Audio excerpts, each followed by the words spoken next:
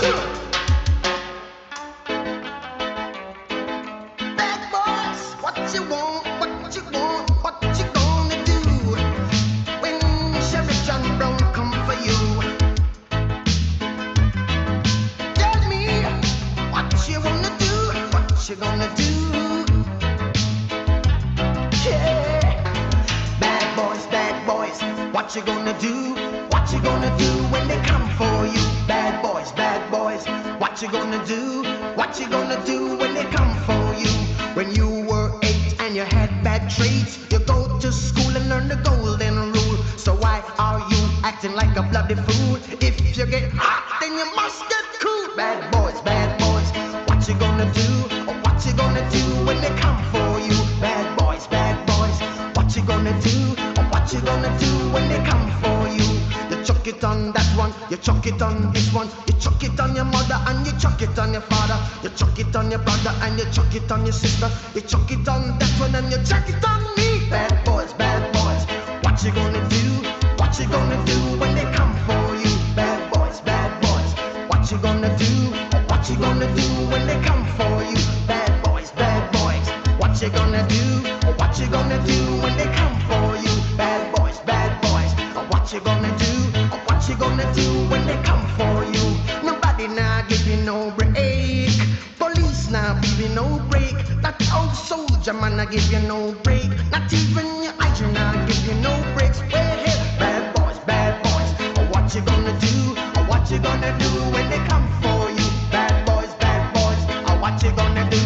What you gonna do when they come for you? Bad boys, what you gonna do? What you gonna do when they come for you? Bad boys, what you gonna do? What you gonna do when they come for you?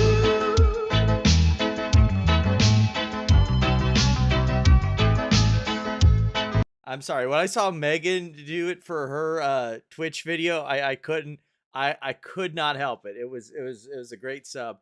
When other Scamco oil CEOs get arrested, that is a great question. I would sure like to know the answer to that, Manuel. It'd be great to find out. There's definitely some that are very deserving. MMTLP. Hey, we talked about one last week. Today we feast, indeed. I brought a little celebratory material. It's not often. Last time that we had champagne on the show, you will remember that it was the end of the year show, the Meme Stock Award show. I did get a flute, but this is a very inefficient way to drink alcohol. It'll only get used once. Instead, we've come with a backup plan, an actual wine glass. So, I'm going to pretend like I have any business trying to open this. Well, luckily, this is all like tinfoil, so this should come off real easy. Chat, do you think I'm going to take out the lampshade? The ceiling lamp with the cork pole. Post now in the chat. Oh. Let's see here. This must be the pole, right? This is where I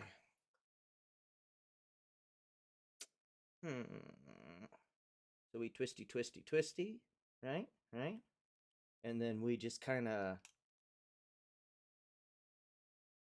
should pop off the bottle, right?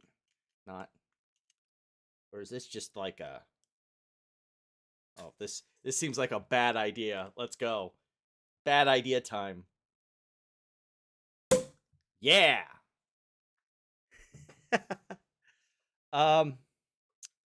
So yeah, Josh got arrested today.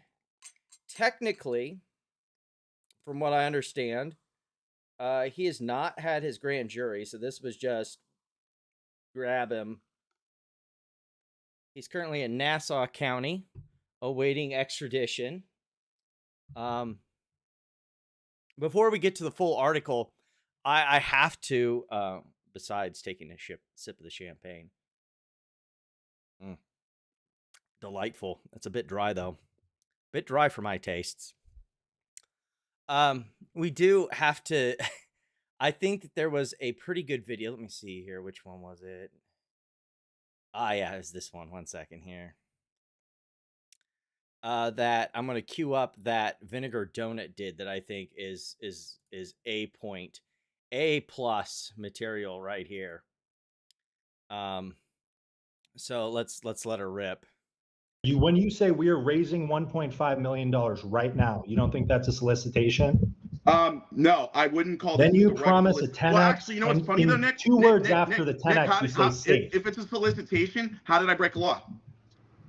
It is fraudulent can't solicit. misrepresentation. Yeah. You can totally solicit on a Reg D 506C private You placement. can't say Yes, that it's you can. that investors are looking for a safe 10x. That's what they demand, and I have that. Nick, put me Here's in jail, my Nick. phone Nick, number go and put me in here's my jail. email. Put me in jail, Nick. You won't do it because you can't. I don't. Well, he. Well, no, he Okay, wouldn't put Josh, you're ending up in jail, and Yeah, I don't Nick, have to I'm do actually not anything ending for up in that. jail.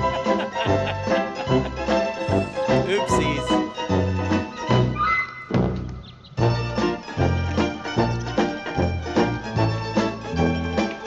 No, I'm not Watching ending up in this jail. train No, Nick, wreck Nick, is- Nick, I'm not. See right there. See right there. That's exactly what I'm talking about. I'm never going to jail, Nick, because I didn't break a securities law. I bet he's regretting that statement right now. Oh.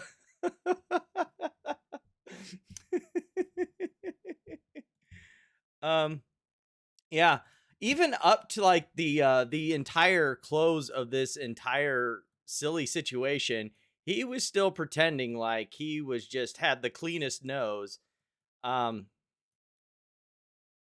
So yeah. Post here by Josh. More noise with no substance. Cohen coats all of his personal. Why are you talking in the third person like we don't know it's you posting this?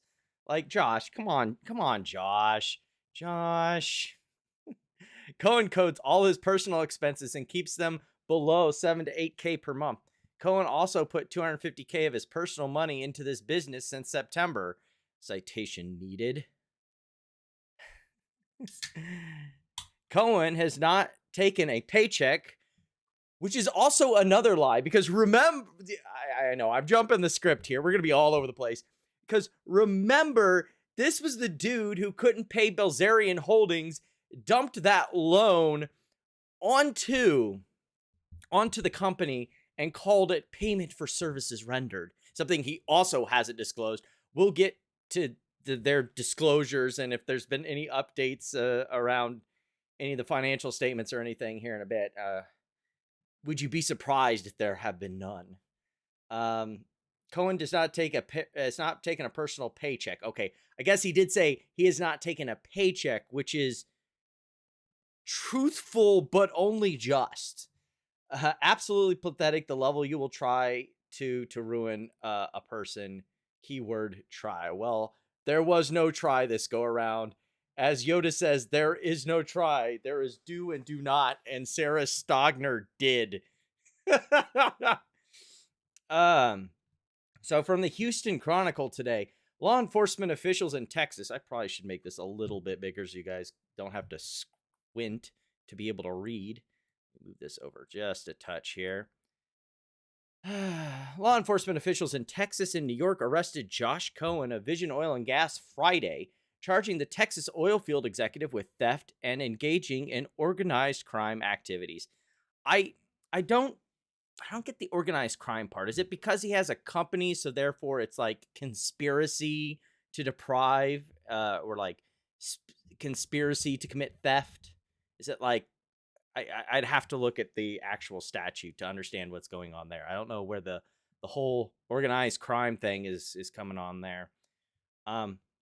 Stogner, whose West Texas office assisted the arrest in Nassau County, New York, said her team investigated the case involving more than $1.2 million in stolen services. Yikes. That's a lot more than I thought. And that's just in Nassau. That's just in her county, in her jurisdiction. $1.2 million worth of services stolen. Yikes. Investigators accuse Cohen of contracting for services such as oil field remediation, trucking, and equipment rentals without the intent or ability to pay for them, which would be either willful or negligent, you can be charged criminally for negligence. So it's not ever intending to pay or knowing you did not have the funds to be able to pay and knew that you would not ever in the probably, I'd say, immediate future, and therefore you injured the other party, pushing some firms to near financial collapse. Yikes. Law enforcement documents show evidence indicates that the scheme extended broadly across the state. Oh, okay, so this is where they're getting the criminal enterprise, the like.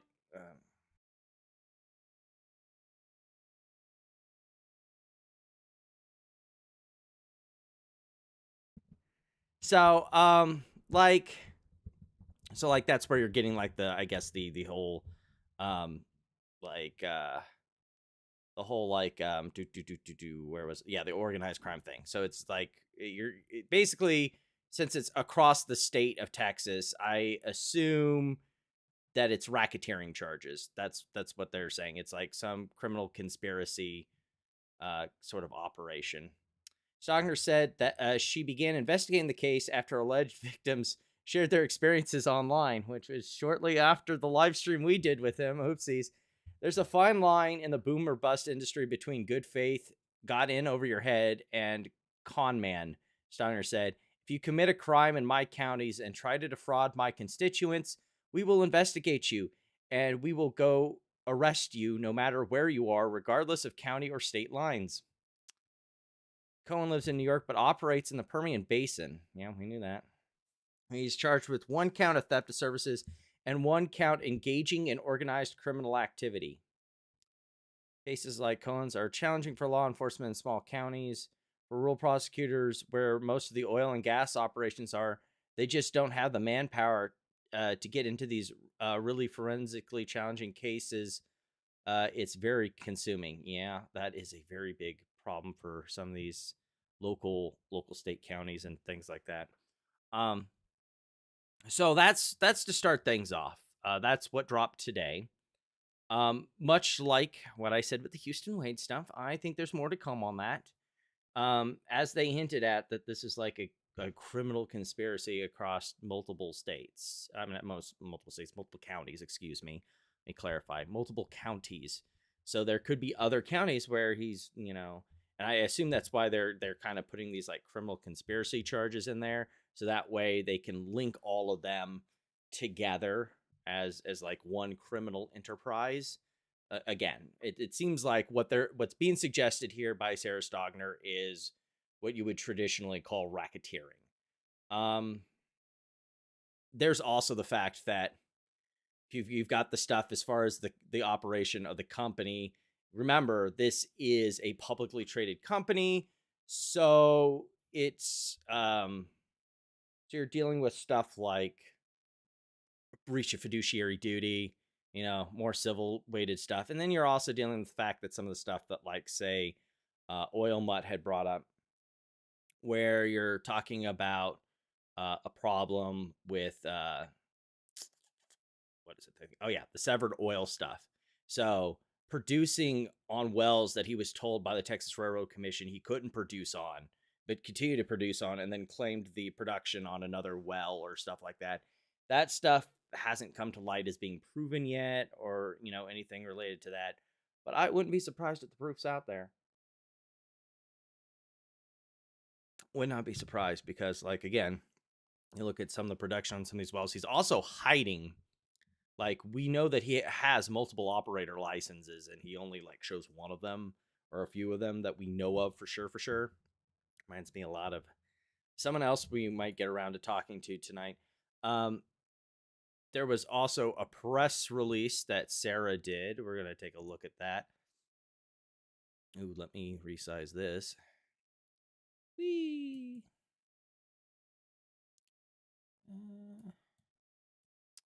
Is there a way we can shrink this instead of making it bigger? There we go. Awesome. In the 143rd district, I assume this is going to repeat some of the stuff that we heard in the article.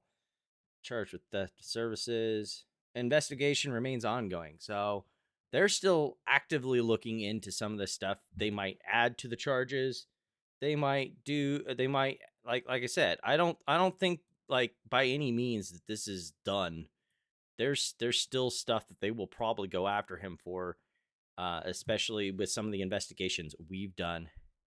The New York man part is what will piss Josh off the most. I know, because he's been trying to sell himself as some Texas guy, and he's absolutely the fuck not. Absolutely not.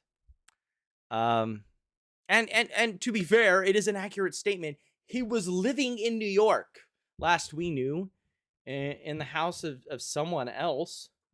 Gosh, what's his name? I know I should have it in my notes here somewhere.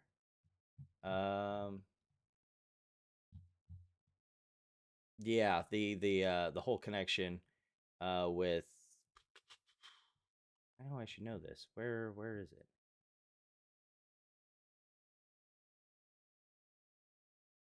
Anyway.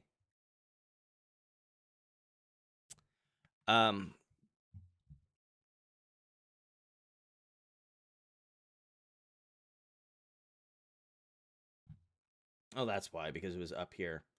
But with Marcus Lawn, who, I don't know, like, I know that he was trying to buy those companies that were his, but I don't know so much about that. I probably would have to bring Kyle back on to talk about those, because I have not been tracking that. And maybe, all things considering, maybe I should be now, because Josh's situation is getting kind of bad for him. So yeah, if you have any relevant information to assist the investigation, please call 432-251-0456. I wouldn't be surprised if there's other investigations that are ongoing. Josh just happened to get got by Sarah Stogner first, which maybe this is time that we should start talking about some of the backstory, because I know there's a lot of people who are just now getting into knowing about Josh Cohen, and what he is about, and his abject levels of silliness. 1 second here, I accidentally the new episode of Tommy. That's also not something I wanted. Where did I put it? Nope. Aha, here we go. So on my page, I have the entire list if you really want to go through it. But I think the first stop we should talk about, since, we're already on the Sarah Stogner thing, story time. Yeah, lore time. It's Korak's lore time. I have all of the things, and we will learn all the things together. Yay! Let me see if we move this over just a little. But I find this hilarious because he had made some very pointed comments directed at Sarah Stogner. So let's let her rip on this first one here. Hi, my name is Josh Cohen. Because you have two Whoa. employees. I'm the CEO of Vision Oil and Gas, a publicly traded company that owns 1,500 wells across the Permian Basin and now the Texas Panhandle and the Anadarko Basin. I have never run a fake legal account, nor have I ran an account that impersonated to be a lawyer. Okay. To be fair, there is no proof that he ran that account. But like I said in the video, the account went private after he made this statement. And he's had multiple burner accounts before. It is not outside of the realm that he was running and operating that account. Just gonna throw it out there. And none of that has even been proven. Number two, Sarah Stogner. This message is directed at you. I'm in touch directly with the lieutenant of Ward County and the sheriff of Ward County. Yeah, how'd that work out for you, bro? I'm gonna just, go out on a limb here. Sorry, I'm gonna get some lights. It's starting to get dark out. There we go. And that made the lighting a little better. But yeah, I'm gonna guess that either you didn't have those conversations and they were just empty threats, which I that's what I tend to believe, or they didn't work out how you thought they were going to, Slick. And soon to be the state bar on the misconduct that you continue to portray. Gonna go right out on a limb and say, just look, Go watch the podcast Lawyers Behaving Badly and understand the level it takes to actually get a bar complaint to go somewhere. Like, oh man, you made a bar complaint because a lawyer said mean things about you on the internet. Oh yeah, we're going to take that so seriously. We're going to take it so seriously. We're going to put it in this special folder called the round file, and we'll get right to that. Intrude online. Number one, your worst mistake is calling my last transaction and acquisition a fraudulent transfer. You don't even know what the title chain is. You are in no position to make that remark and comment online. None. You don't even know the well APIs. You don't know the leases. You're the district attorney. I'm sure this is going to play so well in court because you have to know, you have to believe there was an ongoing investigation at this point, and you can bet your bottom dollar that they ripped this video and have a copy of it ready to play to the grand jury, and it's going to be fucking chef's kiss. Of the 143rd district in Texas, and you don't represent the people. All of us, including the police force, we believe you represent the best interest of yourself. So you better watch it. You better watch it. You better watch it. I forgot about that line. You'd better watch it. Come with me and we'll be in a land of co-inspiration.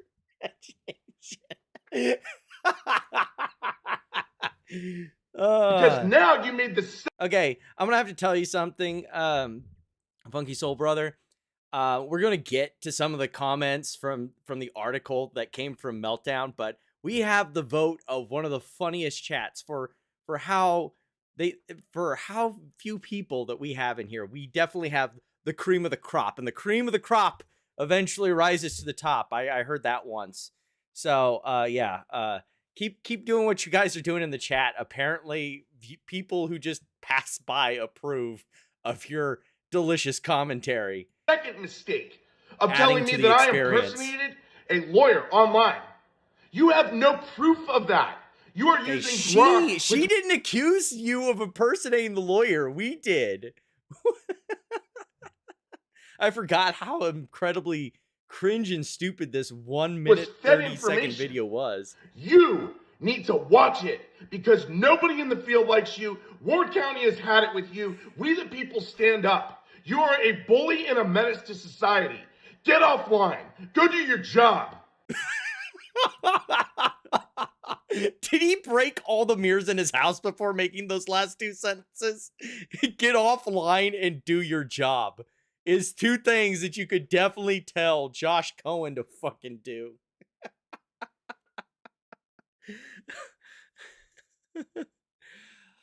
Oh my goodness. But, you know, he couldn't contain it to just one stupid statement. No. He had to double down. After this, after this one, we'll get, you know, hopefully relatively chronological. His drywall paid the price on that day. Once again, Sarah Stogner, you proved that. Okay, once again, this is just me glazing myself at this point, but I do like this editing choice of having the post and then the video where it would be in the YouTube comment, and I mean in the Twitter, Twitter. We'll call it Twitter. Fuck calling it X. In that space there, and then have it expand to take over. I like that editing choice because I did it. Once again, Sarah Stogner, you prove that you are so full of it, and you only care about your selfish self-interests. Once again, there is no active case against Joshua Cohen. There's no active case. Well, I hate to be the bearer of bad news, but there is now. There most definitely is. And the minute that she said that she doesn't comment on active cases should have been your first hint. She's investigating him. Like, that is absolute criminal justice speak for, oh yeah, we're super fucking investigating them. Stop asking us questions and ruining our case. Stop tipping off to them. Just just shut up. Like, we're shutting up. Please shut up. Stop it. Like that, he should have cooled his jets and learned to shut the fuck up. But there's one thing that Josh absolutely sucks at. It is knowing when to shut the fuck up. Against Vision Oil and Gas or Thankfully. AZRH Holding Group, the only active cases that exist are those that are known, which is those that were filed against Jason Lee Van Dyke, which was not even in Ward or Reeves County. There was one that was filed against Van Dyke and a company that we purchased, and they did that in a malicious effort, and it was over an $11,000 judgment. That's it. So the only way that you could have a case that was not recorded is if you went direct to grand jury and you have no cause. You have no... Oh, well, she proved she has some pretty good causes against you. This all hindsight 2020 looks really bad. I can't wait until she plays it in front of a grand jury. It's going to be so great. No cause. Just because you think that our transactions were fraudulent, our transfers were fraudulent, they weren't. That's what the good faith claim process in the Railroad Commission undergoes. And that's not a case. All that is a good faith claim hearing. That's it. Where we produce the title chain and the original leases. Yeah. Such... And a bunch of those leases got yanked because you couldn't produce those claims in good faith. I'd say that should have been an aha moment, but that low wattage bulb burned out a long time ago. Absolutely. I think we have a new filing in one of these cases. We'll get back to a menace. You do know that all the constituents in Ward and Reeves County, they hate you. We all hate you because you don't represent us. You ran on a Republican ticket. You ran uncontested. Let me also remind you too that you have voted Democrat in prior elections. So let me just set the record straight. Okay. Like, I fail to understand, like, what that has to do with the first amount of anything. And second of all, Sarah Stogner is of my opinion, which is, I mean, kind of why I like her. I mean, she's a libertarian. Of course she's going to vote her conscience. She hates the two-party system as much as I do. Good for her. Here, your misconduct as a district attorney is right now, we are notifying the Attorney General, Ken Paxton, and it's not just us. I am going to notify the most corrupt man in the state of Texas what a bad person you are. Let me waggle my finger at you. Okay? You have a lot of people that don't like you because of the way that you have represented yourself in our county. The way that you have attacked people, the way that you've attacked companies, it's disgusting. The only person, like, she hasn't even attacked you, to be honest. I mean, I guess that she asked for you to be arrested. I guess she's attacked you now, but, like, up to this point, running uncontested means that you're too popular to beat or no one else wanted the job. Yeah. And to be honest, like, that sometimes happens in these smaller counties where it's like the person who wants the job gets the job. And make no mistake, being a district attorney is not an easy job. Being the chief law prosecutor in a particular district, that's a lot of work. That is a lot of fucking work. So she wanted to do the work. So guess who gets to be district attorney when no one else wants to put in the work? Just saying. And it's despicable, and guess what? It constitutes abuse of power. Okay? So keep barking online with your fake tweets and your lies because it's all bullshit. So she was see this tweet is yet another, like, should have been like you said, Funky Soul Brother, should have been a fucking aha moment. She even points out the statute that she did eventually charge him with, theft of services. The one that we had Megan on last Saturday to talk about. Like this dude, like, it was drawn in fucking neon on a wall. It could not have been more clear. Hey, dude, we're getting ready to charge you for this. You stole services from people that you had no intent to pay. Like, thumbs up. He sells his the thumbs up is what really sells his argument. and your lies because it's all bullshit and we all see right through it. Beyond just the complaint to Ken Paxton, and we've already got his attention. Okay, that's pretty easy. I'm sure Beyond just Ken that, Paxton really we're filing gives a a shit about you. 1983 action, and this is just to start. We also see, too, you support Jason Lee Van Dyke, a known fraudulent lawyer who has been arrested for frivolous lawsuits and is also a renowned Proud Boy and Nazi. This is our district attorney in Ward County. This is what We can Josh do does better. anytime We that can he do gets caught in a corner. Josh finds stuff about you that he thinks would be good dirt to talk about you. Like, again, Sarah Stockner didn't even say she liked him or agreed with him. Like, they just followed each other. Like, she was curious about his lawsuits, and so followed him so that she would be up to date. Like, but this is what Josh does. This is what Josh does. When he gets trapped in a corner like a little rat, this is what he does. He tries to manufacture shit about you, go Hi, through your like my whole life name is history Josh and Cohen. try to. Yeah. So let's story time here. I think these are in chronological order. They should be in chronological order. We're not gonna play all of them. I just want to lay out for everyone what the entire length of this story is. So, for those of you who were following us last year back in November, pat yourself on the back. But also, Josh, that's when we first had Josh on. Josh had got on, and I would love to show you the tweets, the conversations, and all that. But, you know, he up and deleted his ex profile recently. I wonder why. I can't imagine why. I wonder if we switch to this view, if this would be better. Yeah, that's better. You guys don't need to see my subscriptions. Anyway, let's see if we can also make this a little better. Yeah. There we go. I like this better. Probably a Nazi. I mean, look, we had Josh on. We had Jason on.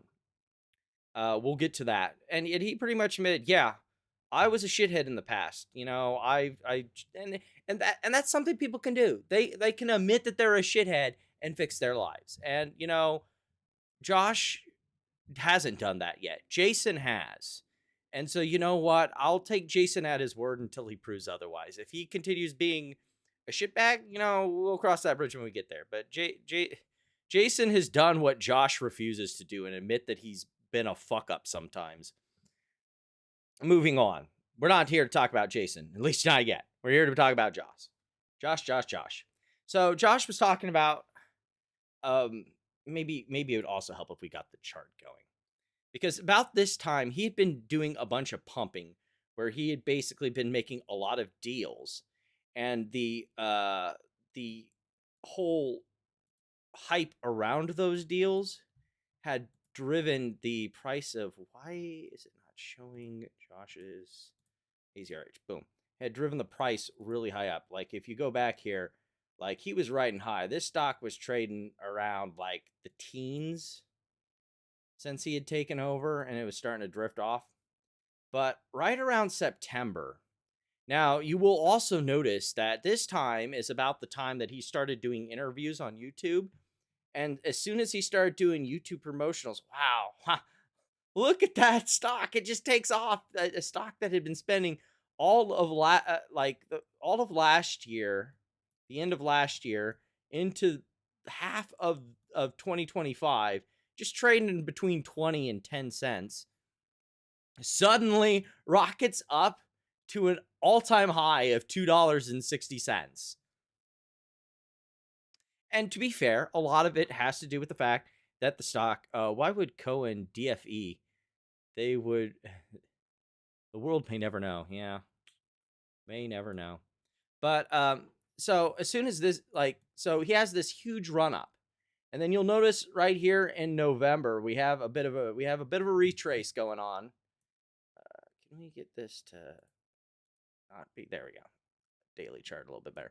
But as you can tell here in November, it starts falling off that all-time high.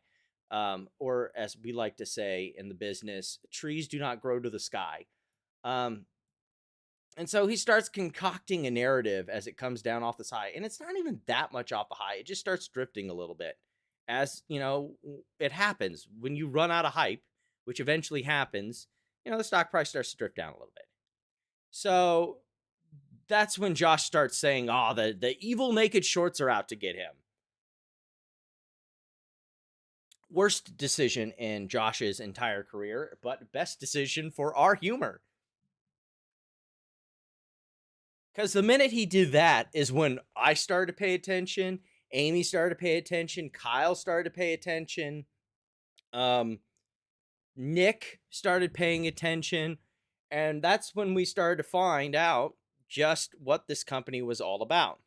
Now, you know me, anytime that I hear my naked shorts, the naked shorts are attacking my company, I immediately hear fucking huckster CEO who is trying to sell a bag of goods so that he can promote his stock and get rich, pumping and dumping his stock, because that's what these shitty CEOs do. So I started calling Josh out on X, and he was not very appreciative of that. None of these CEOs ever are when they get called to the mat for their horse crap. I was expecting that. I'm not going to say that I did not expect that to happen. What I didn't expect to happen was this interview. So what has made this so entertaining is the fact that Josh has been willing to do interviews that make him look like an idiot.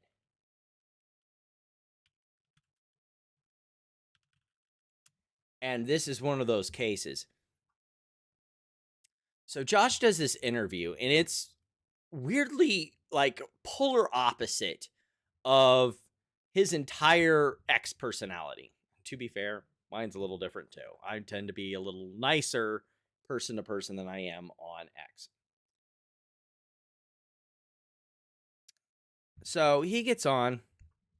We have a conversation where, we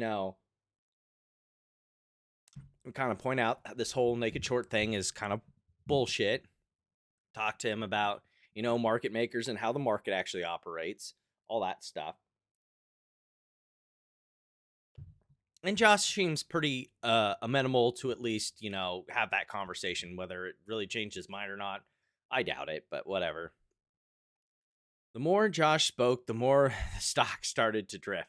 Yeah, that was the big thing. The minute that the PR releases faded and he stopped having those controlled interviews on a live stream where the person on the other end doing the interview was buying everything he was selling and not actually questioning him, the jig was up. The grift was over.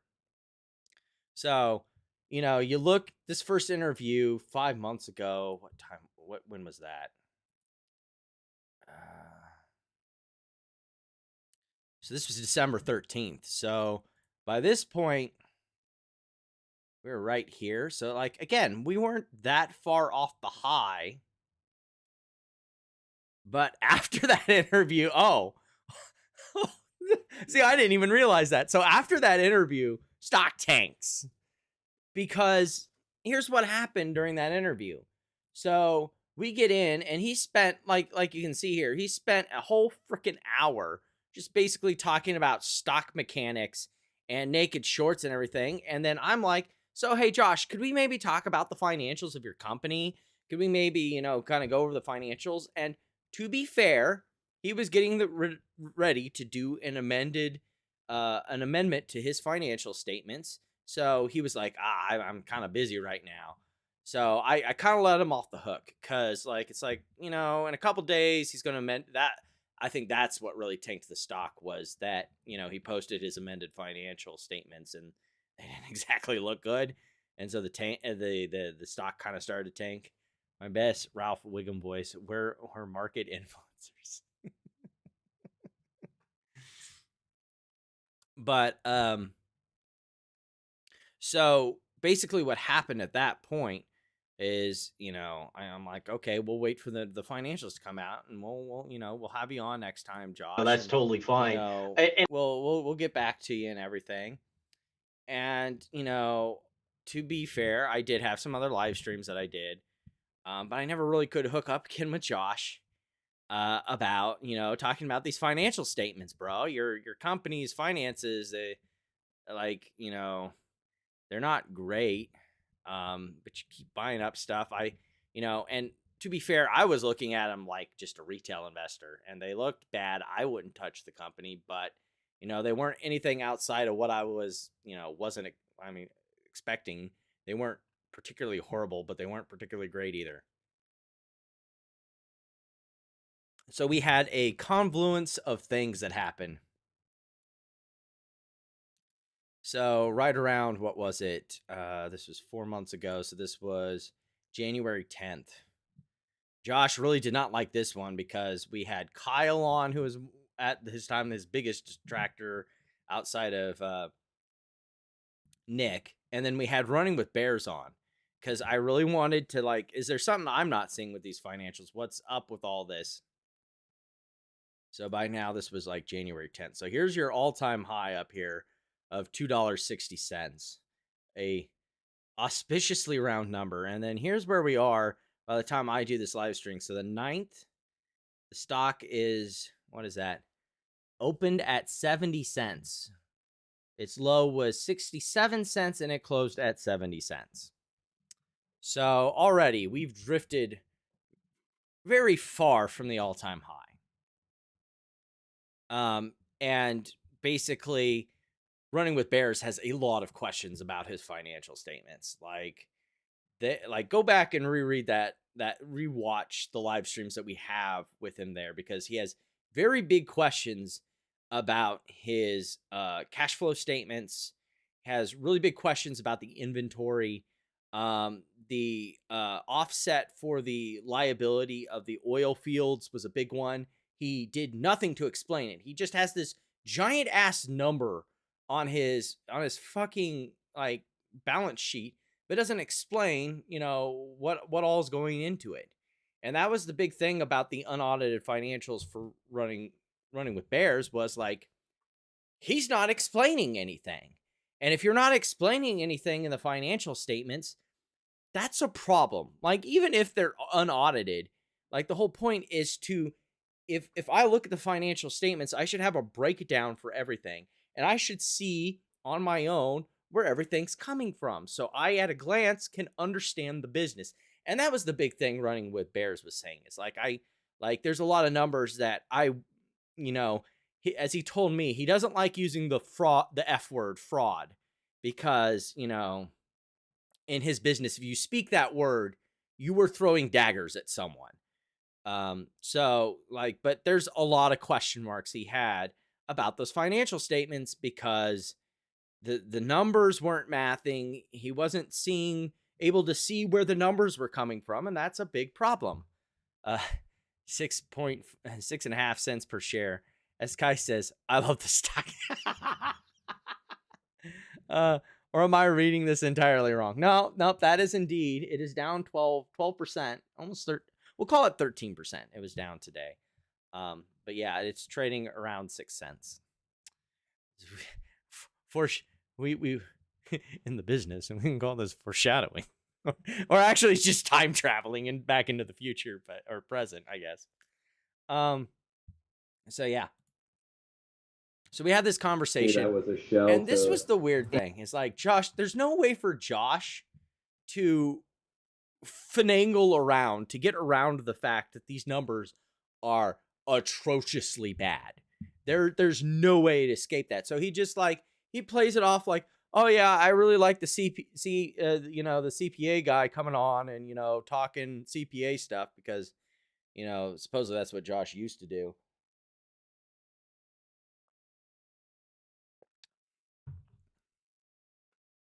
So that's when he set up this debate. Oh my goodness. This was not a debate. Okay. This was a live Jerry Springer show.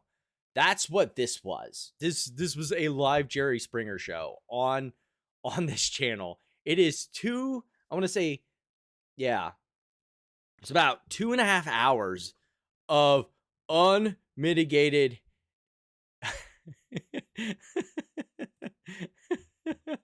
went full circle like Kang's multiverse. Yeah, pretty much. It retraced hard. So you just have to watch it. This thing is an experience. And I see that since, you know, the charges dropped, there have been a lot of people that have been watching this, but it is an experience. You have to experience Josh Cohen. Josh Cohen basically, like, this is the first time, like, I've had Bill Pulte, who now is Big Brother and gets to, you know, have all of the secrets about all of us, I guess.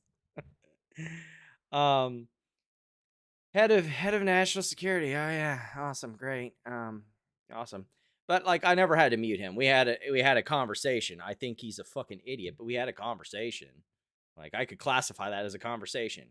I've even had crazy ass fucking Michael AME on a live stream, and we had a conversation. Like, it wasn't me, it was more him and gosh, I know I should know. Compliance department, you know, talking about financial mechanics that Michael couldn't even, you know, have the beginnings of fucking understanding. And the stuff he posted after that live stream proves that he didn't understand a lick of it. But Josh is the first person I've had on where I've actively had to use the mute button to get him to shut the fuck up, because he would not shut up. Nick would try and make a point and he would talk over him. Nick would try and get in a word edgewise to respond, and Josh would talk over the top of him. Like, when Platinum showed up, he would talk over her and Amy, and I just had, like, I didn't even get, like, it's the first time I've tried moderating a conversation, and I've never had any control of it. I basically let Amy and Platinum run the talking part of it, so I could just basically hover over the mute button, and anytime I needed to shut Josh up, I just hit the mute button so someone else could actually fucking speak.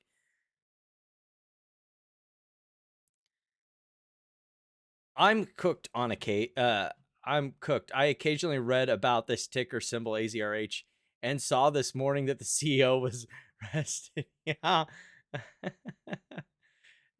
Yeah. Yes, indeed. We're kind of going over the back history of my experience with him and having him on. So yeah, hopefully this will help get you up to speed. If not, I have a whole archive of stuff. It's really great. The only thing Josh will be trading for the foreseeable future is ramen noodles and honey buns. Much this whole time. It is really bad. Uh-oh. Did we just drop there for a second? I think we just dropped there for a second. Okay. So I'm showing in case the cutout dropped there for a second, and I see some people DC'd and everything. Hopefully they'll come back. Do I have to redo this entire live stream? Hopefully not. We didn't DC too long, did we? Go to content here and double check. Okay, good. We were not DC'd long enough that, okay, good. Because Saturday that happened, and doing some cutting in and out. Oh, there we go again. We just DC'd.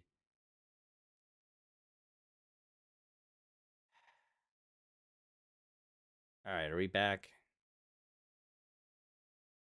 We good? Just, hey, Funky's old brother, just let me know when we're good.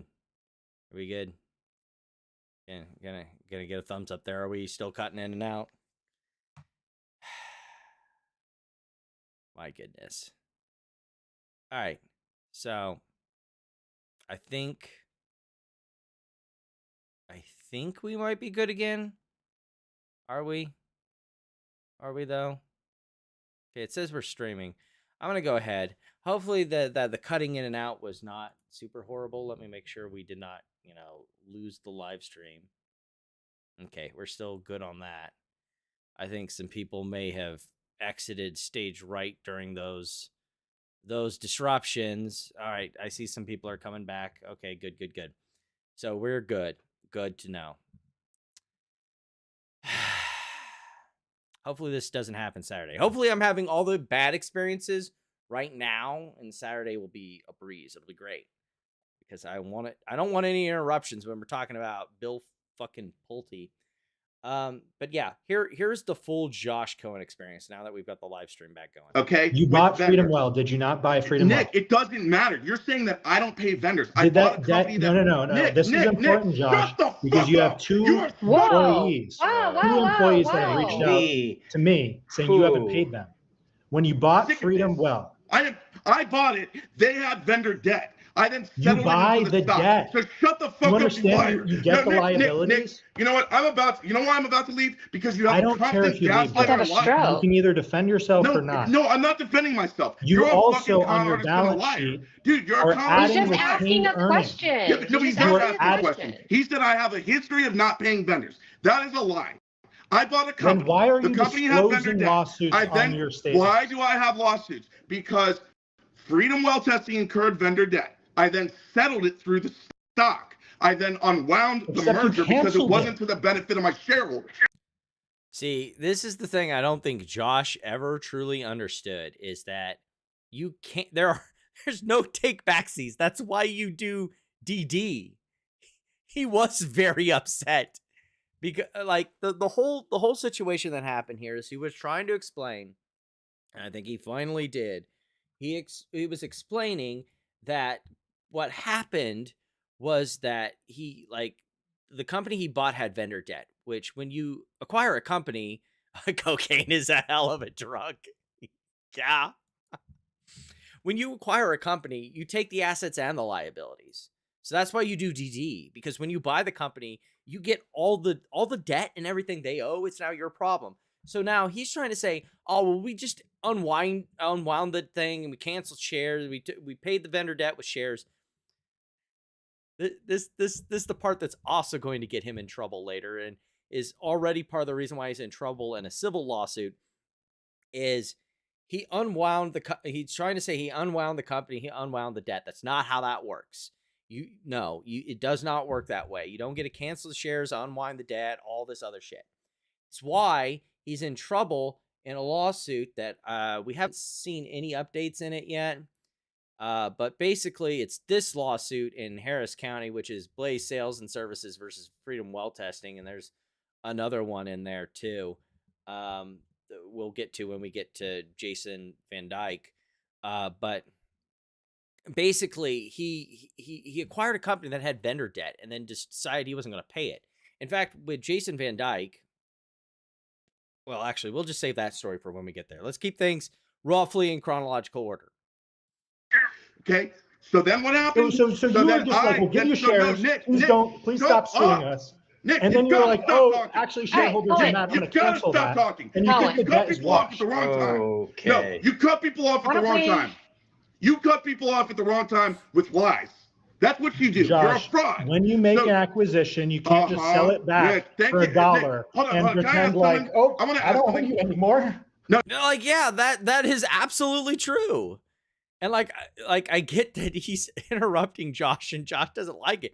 But like what Nick is saying is true. Like when you acquire a company, tough noogies, you bought the company. There is no take backsies. Nick, let me ask you something. Not only that, No, but Nick, when you Nick, make an acquisition, Nick, you're let me adding ask the you something. retained earnings. Let me ask you something, because that's You're not adding what the happened. retained earnings. Nick, that's not what happened. Hold on, What that was you it that bought the you're trying to get, Glenn? liabilities and then you use the stock to pay for those liabilities from what I hear, right? That's what's going on? Yeah, right? Okay. All right. Okay. I think we're all on the Hold same on, page with hold that, on, right? guys. But Nick, you said I don't pay my vendors. I have a history. They weren't my vendors, and then I Well, those unwound- were from No, but before you he bought the acquired the business, company, Josh. So from then I what I paid know, them right? with stock, which No, settled you it. bought the and- business. But he paid it with stock. That's the point he's trying to get to. But then he tried to undo that and cancel the stock that he paid them with. Like, this is so many levels of fraud, so many levels of like mismanagement of company and just fiduciary duty that's just like absolutely cray cray. This one, yeah, I'm 100% it's on my end, and I really apologize if it is being really choppy. It is probably 100% my internet connection. Hopefully it clears up, hopefully it cleans up, but yeah, I'm betting the Twitch issue is not your problem. It is a me problem, sadly. Sorry. But this one is the funny one from that clip. It's a little meme funny. I don't understand how you're funding CapEx with money that you owe to vendors or whatever it is that you're doing. Right. Like, I still don't understand. Like, are you saying that you're not So I paying your asked vendors about that. and Let you're me back using on. that money for CapEx? Like, I Let don't me understand back what your on. balance sheet is saying. Let me back on. Let me back on. Can I talk? So You, then I that's all said, you've Go done to is my balance talk. You sheet. haven't said anything. Yes, does I this make have. sense? I'm a very important man. People respect me. Respect. Some of you who watch wrestling will get that joke. Thank you, Booker T. I've been answering questions all night. And I've We been doing still it. don't understand the So one go to question my that was balance asked sheet. in Can the you pull my balance beginning. sheet up? Can you pull my balance sheet Hold up? on. Doesn't make So any this sense. is saying that it doesn't make sense as presented because Okay. it's Because you're not mixing, listening. You're Can I using read it's this? fancy Can I read mixing. this? Where- I'm Go listening. up. Yeah. Go up to my balance Everything sheet Nick and said. go Okay. what's underneath the Hold cash. on. Okay, can we let Platinum finish with what she's doing first, and we'll. Like, this is just another clear example of me having to mute Josh because he won't let Platinum finish what she's saying so that he can then respond to it. But Move on saying from there. that, like, We all go right, to the balance you guys can tell me if this is wrong, but Go to the so balance it's sheet. saying that it's mixing cash and non-cash, right? So Which is what Nick said. CapEx financed through accounts payable should not be in financing cash flows. That line is non-cash. So it would be a non-cash Well, now investing read the next one. Buying PP&E on credit is a non-cash investing activity and should be disclosed in supplemental non-cash It could be. disclosures, not in the main cash flow sections. Because things are working just fine with me. It's just like these when it DC'd me, I'm pretty sure that was a me thing. A couple of those glitches there. So I don't know. Maybe it's a little bit of both, but like there was some connection issues in there on my end. Like OBS DC'd. And in fact, Saturday there was a really hard DC where it basically like kicked us all out of Restream, and I had to start a new live stream. So yeah, what do you do? What can you do? What can you do sometimes? Also, Yeah. isn't recording it that way in the cash flow statement sort of like in the banana stand where he's like, we'll just take the dollar and throw the banana away? Like, Hey, do you want to go play skee-ball? By the way, I am so glad Platinum made this analogy because it's so great. Well, this is the cash drawer. My dad's gonna come by at the end of the weekend, and the number of bananas has to match the amount of money in here. Oh, so it all has to even out? Exactly. Easy. Banana. Fuck.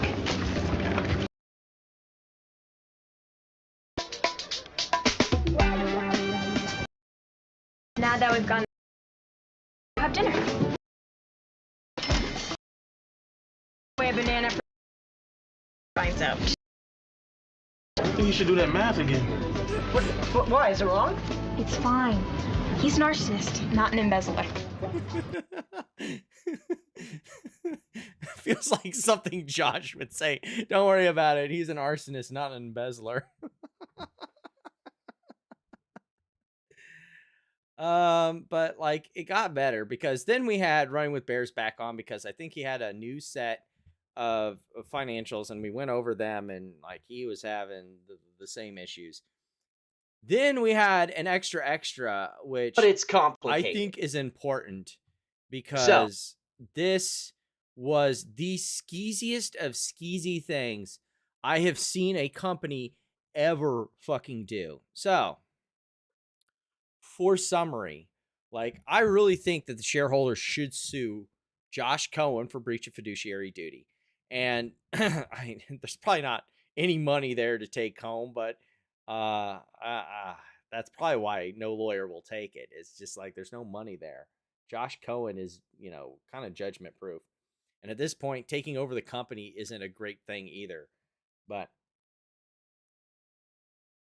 so basically there's this thing in the securities laws in the United States called Section 3A10. 3A10 is horrible. It basically says that there's some sort of debt contestant. It can be settled in a court Let me see if I can find the actual law here. Here it is. Section 3810 of the Securities Act is exemption from the Securities Act registration. So you don't have to register these securities, which is that offer sales of securities specified exchange transactions. Before the issuer can rely on the exemption, the following conditions must be met. The securities must be issued in exchange for securities or claims or property interests. In other words, if you owe something, then you can exchange it for securities under Section 3810. And this has to be reviewed by a court. But the key thing about this court review, usually in a settlement, you know, you have two parties that are contesting issues and, you know, like the court supervised over it, but like, and then there's shareholders who can object. Well, shareholders aren't a party to this. So they can't actually fucking object to this under securities law, which is just fucking wild to me. Like this part of the securities law is the most ridiculous thing I have ever fucking heard of. So they go and do this in a Florida court, get a judge to rubber stamp this. Like they scheduled like just 1 second. I'm going to deal with the chat here. At this point, AZRH is a handful of Bud Light bottle caps and some bong resin. Yeah. Accurate. But like the hearing was scheduled for 15 minutes. Like I cannot fathom like that just shows how little of a fuck the court gave. Yeah, we're going to schedule 15 minutes for this hearing. The hearing itself lasted less than 5 minutes. And that's including the parties introducing themselves. Like it was like, I want to say the actual hearing was 3 minutes long, including introductions and argument. And the judge just rubber stamped the fucking thing. And that's what these Section 3810 hearings are like. Because again, this is the company settling debts with a creditor and fuck shareholders, which is exactly what happened. Because now AZRH Holding, actually, I forgot. I need to like rewind really hard on that. So Josh, in order to get AZRH, that ticker, he bought the shell of it from Belzarian Holdings, which, you know, since clearly the Houston Chronicle is paying attention to this, and I just don't have the tools to be able to investigate that company, I really think someone should go in and look at Belzarian Holdings and, you know, asks a lot of questions, because there's a lot about Belzarian Holdings that I could file under the folder entry, things that make you go, because this company is like, AZRH is not the only company that Josh was planning to buy from Belzarian. There was another one. I'd have to go dig through my notes again. But like there were 2 shell companies that Josh was going to buy through Belzarian. That second one, the deal fell through. And then there was this one, AZRH, which he failed to pay them for. So what Josh did was take the debt he owed and shoved it onto the company's balance sheet, and then used Section 3810 to create a death spiral finance situation where Belzarian gets paid in AZRH shares that are set to I want to say this a 7-day VWAP. So a week's worth of trade, or like 2 weeks worth of trading VWAP. So they get like a better share average.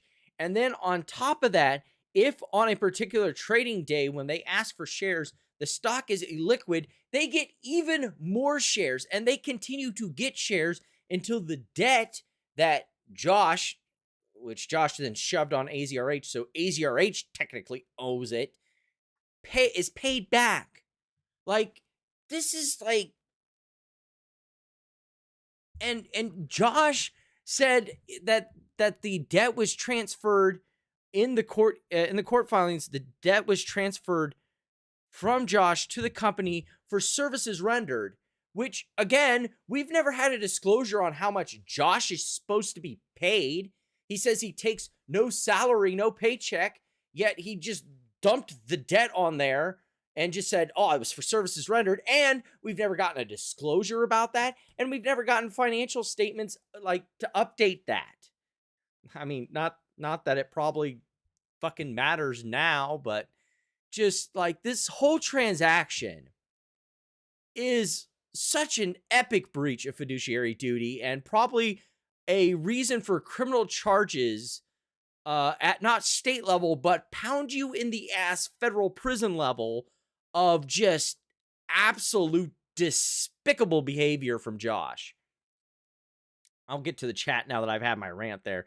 It's like that Simpsons episode where the webcomic star pays with stock to the point the shares are on a toilet paper roll. Yes!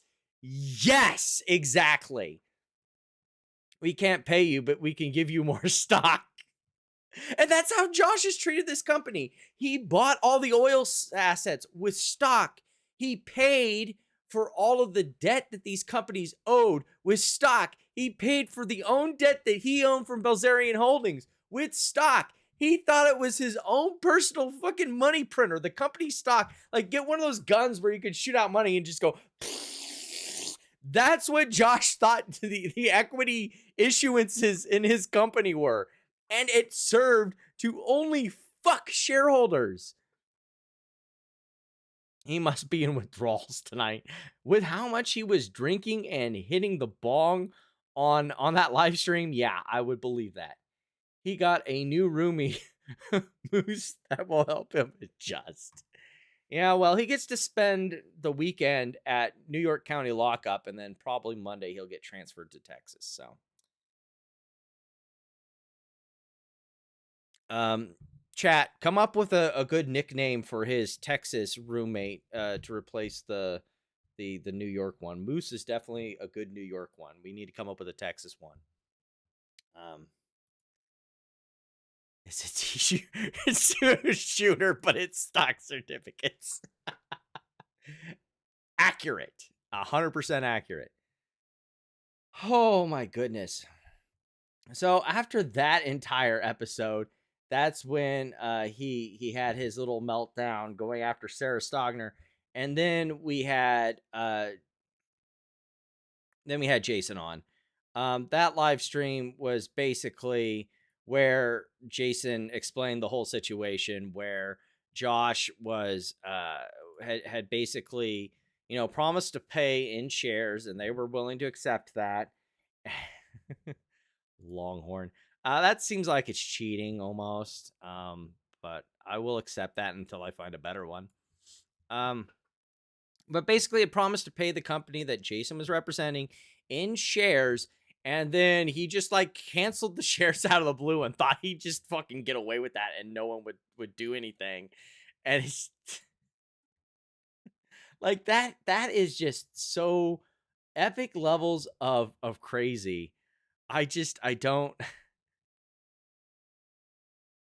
His Texas Sully is Buck, but Josh will call him the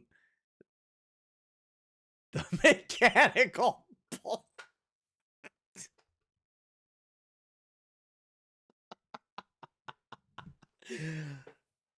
Zing. Gosh, this is a great experience. I'm glad I did this live stream, because going through the history of Josh is so much. I was sincerely thinking about doing a video breakdown of it, but it's so much more fun when you can be with friends who can all laugh along with you at this absolute disaster of a fucking company.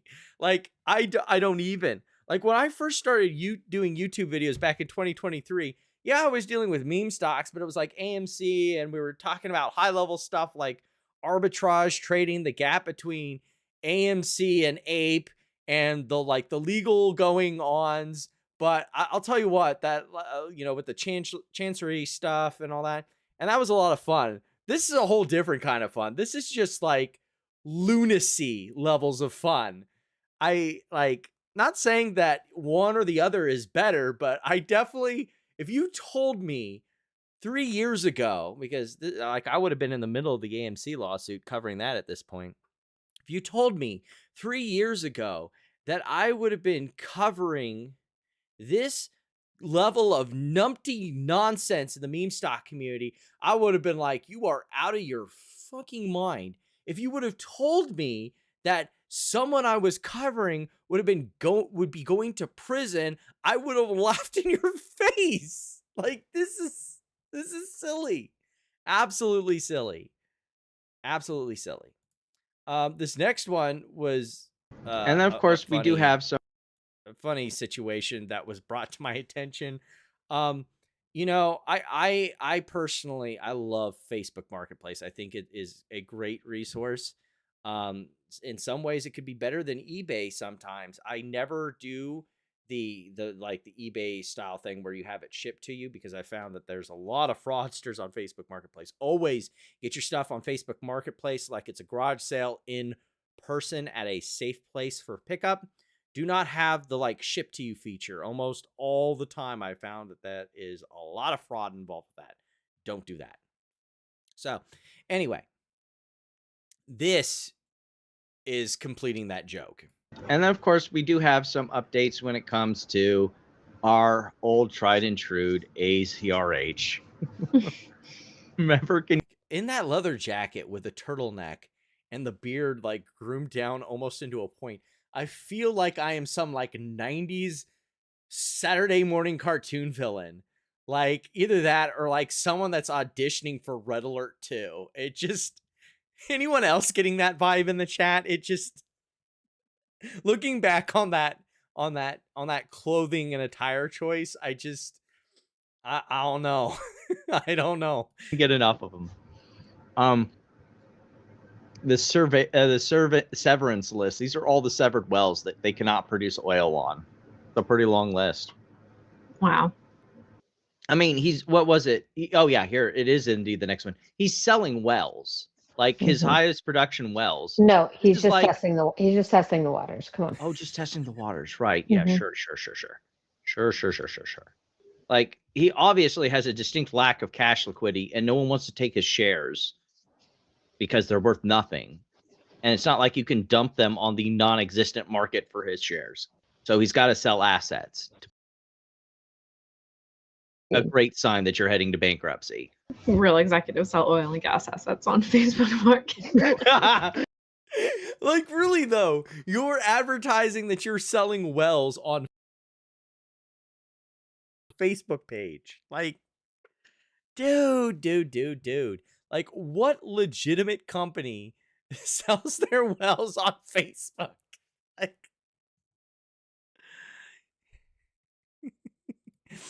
He's giving finance nothing but love, though.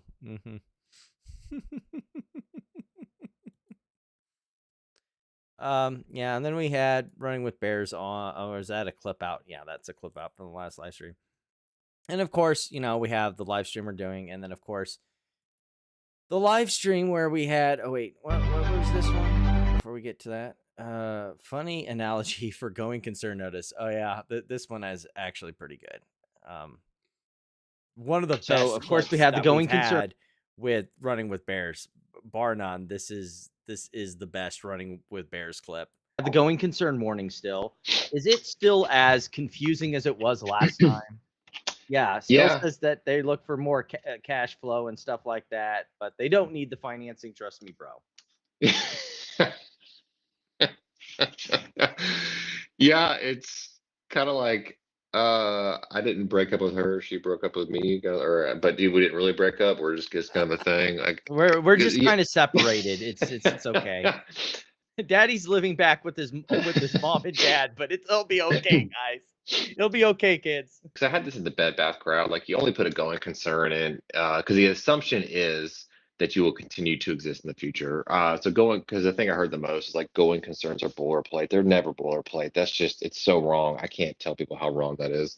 So when you put this in here, what you're saying is there is more likely than not, you're not going to exist in 12 months. So when you come in here and you do admit that to some degree, and you walk it back and yeah, okay, we're not going to have great revenue, but then we don't need money. But we are going to seek money, but we might not be able to get it. Also, if you're a financial professional and you want a really good laugh, go look at Josh Cohen's like the financials for AZRH. They're on the OTC marketplace under the disclosure section. Go read those.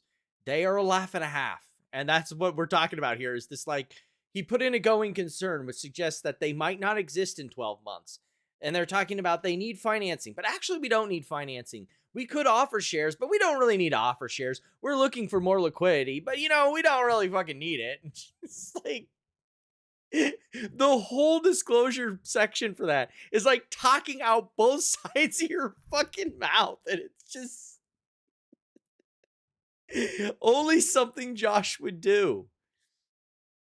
And then, of course, we had, this is the splice up I did because in the middle, like I said, the live stream up and died on us. I think it was like right about in here somewhere. But we had Megan Tyler on, and she was talking about, and then this is a really good one, because this is what the entire case is about that Sarah Stogner is bringing. It's the entire situation. In fact, get my fucking litigation, and other people Megan's are tied the up one in that matters here. litigation, and but basically, that's what Sarah Stogner's entire case is people like Megan. I can't remember exactly how much off the top of my head Megan lost. Her company lost. I want to say it's about 30 to 60,000. But remember, like, Sarah is saying that somewhere in the neighborhood of 1.3 million is how much Josh owes in total to people. Like, this is not some like small amount. This is a large amount of cash. And not only that, that's 1.3 million only in that jurisdiction in which Sarah Stogner is. Remember, Josh Cohen has wells all over the fucking state of Texas. Like, let's go pull up one of the operators. One of the like operator licenses that we know that Josh has. So let's go Asian Oil and Gas. Let's look it up. And remember, this is like an intentional tactic by him, trying to like hide all of his operators so we have like no fucking clue where all of his shit is. But let's like full screen this map here. Yeah, we'll full screen it. That'll go away. But let's in fact do this. Yeah. So like he's got wells all the way down here. He's even got like a new well he's trying to drill. What's up with that, bro? Josh Cohen is the Timu Daniel Plainview. I have no idea who that is. Let me go. I'm showing my ignorance here. Is this like some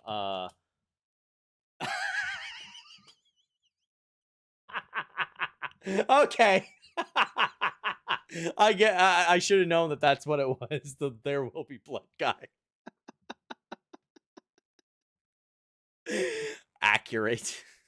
To be honest, I don't even think he's like Timu Dylan Daniel Plainview. I think that's the guy we're going to talk about next, is kind of like to get people into where this whole situation is going. I think, that like Timu Daniel Plainview would be fucking Brent Franklin, and then Josh Cohen is the Timu version of Brent Franklin. Like, you were a derivative of a derivative. But like, yeah, he's got these wells up here, right down to the screaming, but Plainview's wells produced. Yeah. So he's got these wells up here. I think these are the ones where the services are owed. And then he's got some down here by Odessa, and some here kind of in this, south middle of Texas, and then all the way down here at the south, the tip.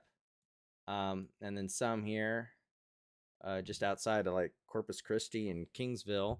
So like he's got wells all over the place just on this one operator license. So that like imagine what he like he's doing in like Midland here, and then just like multiply like all this shit that he's doing all over the state of Texas, and then realize that this is not even just his only operator license. He says he has four that he's not fucking told us about, or 3, I guess. So like this isn't even the half of what he's been fucking up to as of late. Like,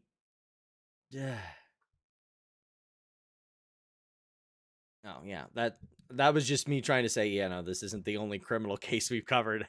Houston Wade is a totally different thing, though. So let me reduce down some of this stuff. So, like, yeah, that's kind of the whole backstory of Josh, which I believe will allow me to get back up to speed here as to where we were. Let me double check and see if there's, yeah, as Oil Mutt points out here. Let me pull it back here. Like the 300K is just in county, in just Sarah's counties. It's in the millions across West Texas. Okay, so the 1.3 million is all of Texas. That makes the criminal charges make a lot more sense, and that's why she's going with the criminal conspiracy kind of criminal organization thing. It's only 300K in the district that Sarah Stogner is in. It's 1.3 million across the state of Texas that we know of right now. Amazing.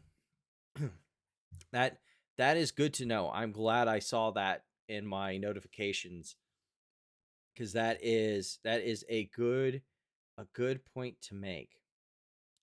Make sure there isn't anything else here.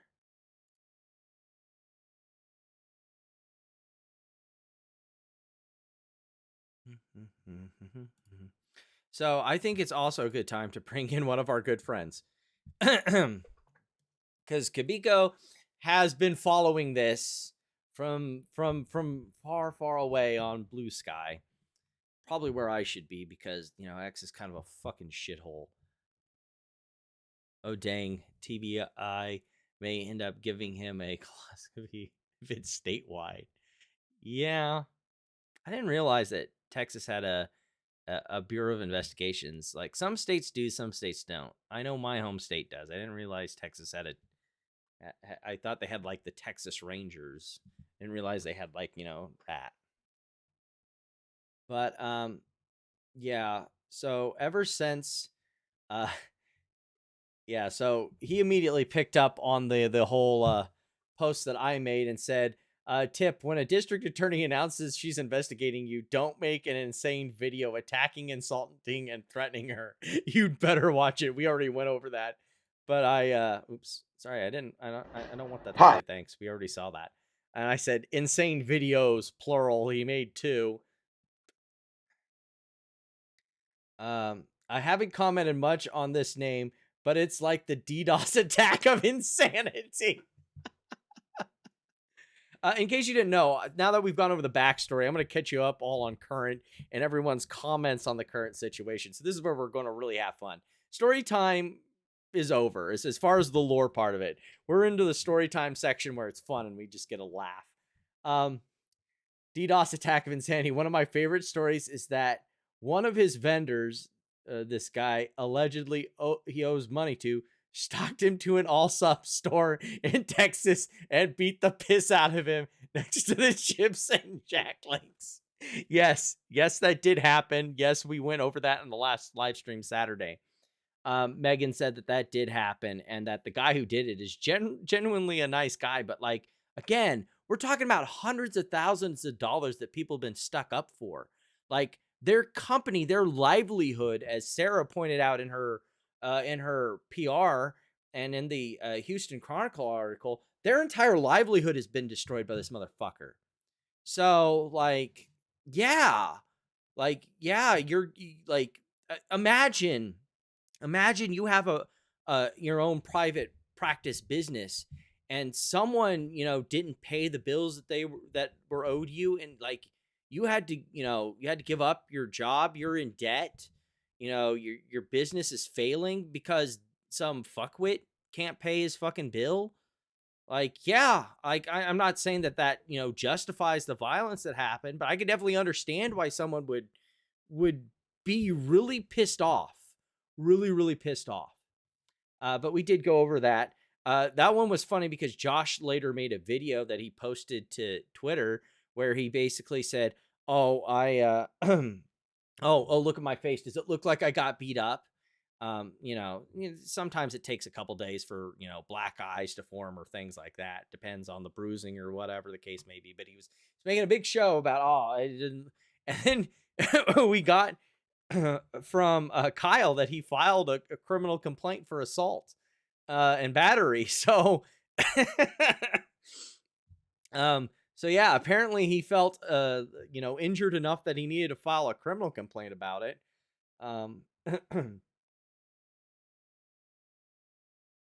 But he's also apparently got yeah, we talked about that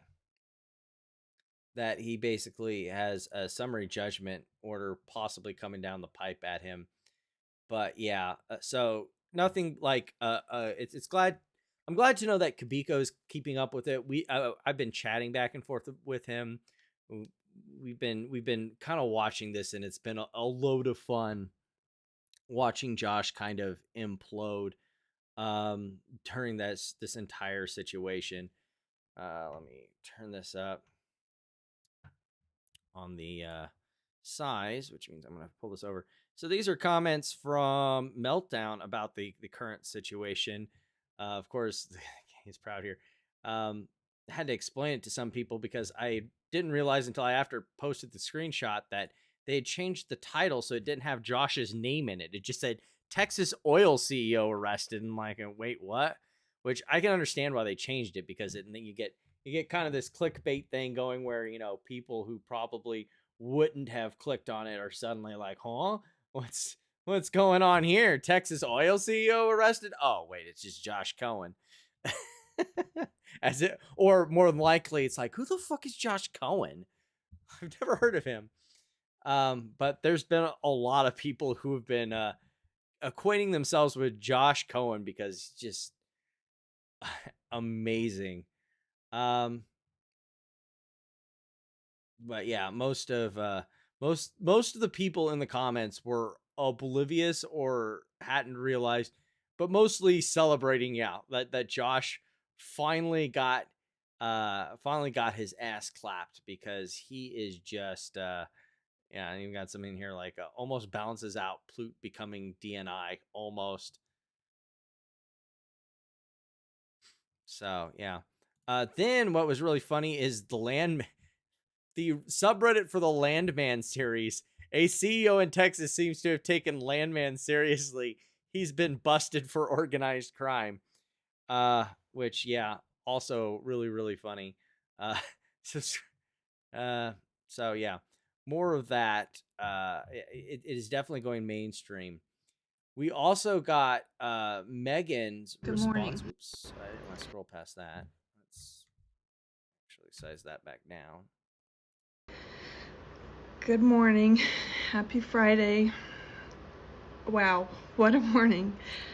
I was sitting here working this morning and got a text that Josh Cohen was arrested in New York and on charges of organized crime and theft of services. He's being held in Nassau County, New York, awaiting extradition to Texas. Thank you, Sarah Stogner, and your team in West Texas for protecting small businesses and taking theft of service seriously and stopping this guy from ripping off more people in Texas. I feel really emotional this morning. I'm so happy. I am so sorry for everybody that has lost money to this guy that doesn't care about the people of West Texas. Thank y'all for being here, and stay tuned because this story is gonna get big. Thanks. Yeah, it is. I've got plenty of vacation time, so maybe I can put in to, be actually down there if a trial happens. More than likely, I'm guessing that he's probably just gonna, if I had to guess, is probably just gonna plea out, because like it's so obvious he's guilty. It's like Landman, but in desperate need of 12-step program. Yeah. Also, we got no updates about the company, no financial. We haven't had anything since April. So over a month. That seems problematic. I suppose, in between financials. Well, I don't know. What does the chat think? Do we think that Josh Cohen is going to be doing an updated financial statement here? For what is it? It's Q3 from his jail cell in Texas. Do you think he's going to be updating the financial statements from prison? Well, let me know in the chat if you think that he's going to be able to do that.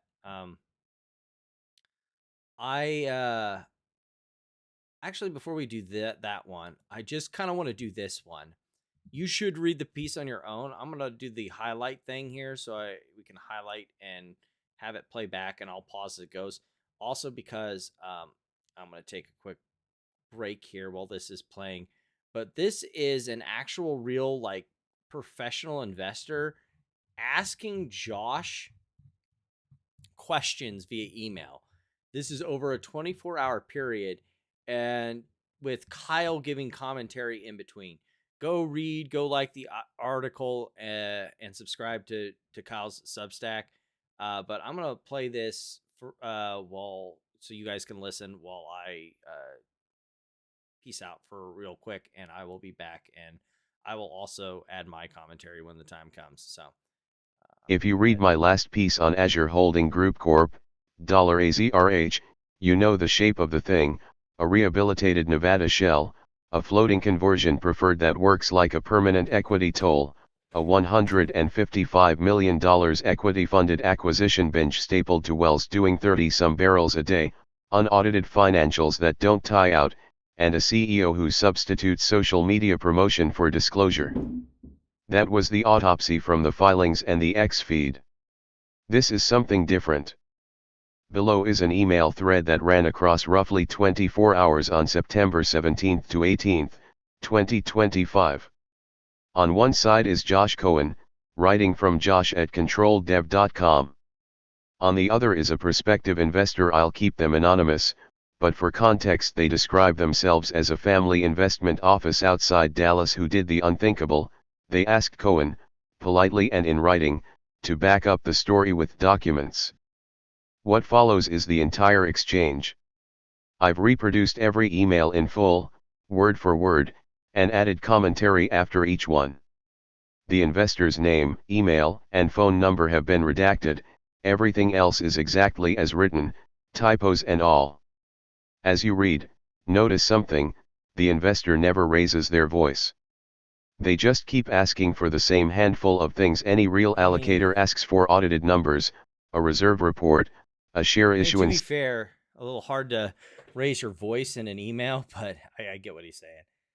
Oh, no way. There's an updated statement. The CEO won't let him have ink pens in his cell. Well, he could do it in pencil, right? So let's just do the actual. In fact, we'll skip Kyle's commentary. If you want to see Kyle's commentary, go read his Substack. You totally should. But let's go over the email. So, email one from our professional investor. This is September 17th at 7:29 p.m. For reference, September 17th would be right here. So on that day, it's at 7 p.m. So that would be after close. So this big green candle here opened 34 cents, high 63 cents, low 33 cents, closed at 55 cents. just for reference here. Like, we haven't even gotten to the crazy levels of volatility in this stock. And this dude's going to have some concerns about volatility and how much this stock is swinging all over the shop. Good evening. I'm considering making a personal investment in AZRH Holdings Company and would like to request more information before moving forward. Specifically, I would be grateful if you could provide some insight into the reasons behind the stock's high daily price movement. I mean, we just saw it on that one candle from that one day. That's a stock variance between the low and the high of 30 cents for a stock that previously was trading like, in the teens, between 33 and 63, and closed at 55. Like, that is a lot of volatility. What was the volume for that day? 145 shares for like what? What's the? Well, I mean, the average volume right now is not going to be very helpful, but I mean, it would be more accurate in alignment with this average volume. So you're talking about like a stock that was, doing an average of 10 to 11,000 suddenly is trading 145,000 shares.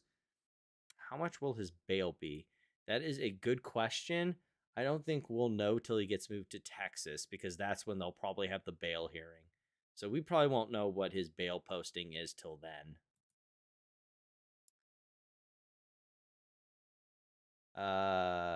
What is the recent non-shell status mean for stockholders? From the looks of it, this stock seems to have the makings of I love that this whole truthfully, like accurately, that this whole sort of like situation has been dogging him the whole time, that this is a pump and dump. We'll get to that in a second. I'm going to go ahead and finish here. But I hope to be proven wrong with your insight. This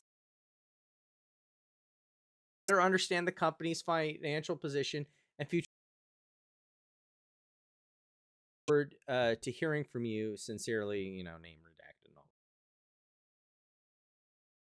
Yeah, like, and Josh is going to get into some. Let's be clear here. This is how all of these penny stock shitcos operate. When you sell in shares and equity, like you promote the stock so it is more valuable when you make your next share offering to pay your fucking bills or to pay you, or when you sell shares or whatever's going on. So yeah, even if there is a certain amount of lockup or whatever, like, it's still worth being concerned that there's a pump and dump. And even if, like, say the company you're offering shares to, where you were not, pumping and dumping the stock, there's still concern that some other third party could be. And there's nothing saying that you can't be through other nefarious means. Like, this is a sophisticated trader who understands that there's sophisticated ways to carry out a pump and dump. There isn't just one way. And Josh is going to pretend like there's only one way. Email 2. This is sent September 17th at 7:58 p.m. Cohen responds, "This company is not a pump and dump." Yeah. When you have to lead with the affirmation that this is not a pump and dump without explaining, why or anything like that, it just kind of, it comes off less as you making a factual statement backed up with facts. But get that assessment out first. You're trying to convince someone of something before you even explained why that is the case. We recently broker through our resistance. Oh, this is going to be a tough read, isn't it? Oh my goodness. I had listened to this on Substack, and so I was like barely cognizant. I did not realize that this was this bad already. Okay. We broker through our resistance with no paid IR outside of press releases, which fortunately didn't travel very far, with paying for their distribution and with support from a third consultant to respond to stock boards. Like, who cares if you don't pay for the PR? Like, by September, he was going on YouTube channels and doing interviews. That's still PR, my dude. It doesn't matter if you fucking paid for it. Like that, like you were going on channels like about my size, if not a little bigger, who were getting views in about the range I do. And these are all people who are looking for penny stocks and trade in these thinly traded securities. If you're not doing the pump and dump, I bet you one of them are, possibly. Like, again, just because you're not paying for the PR doesn't mean that you're doing PR and that there isn't a perverse motive when you're doing the PR in question.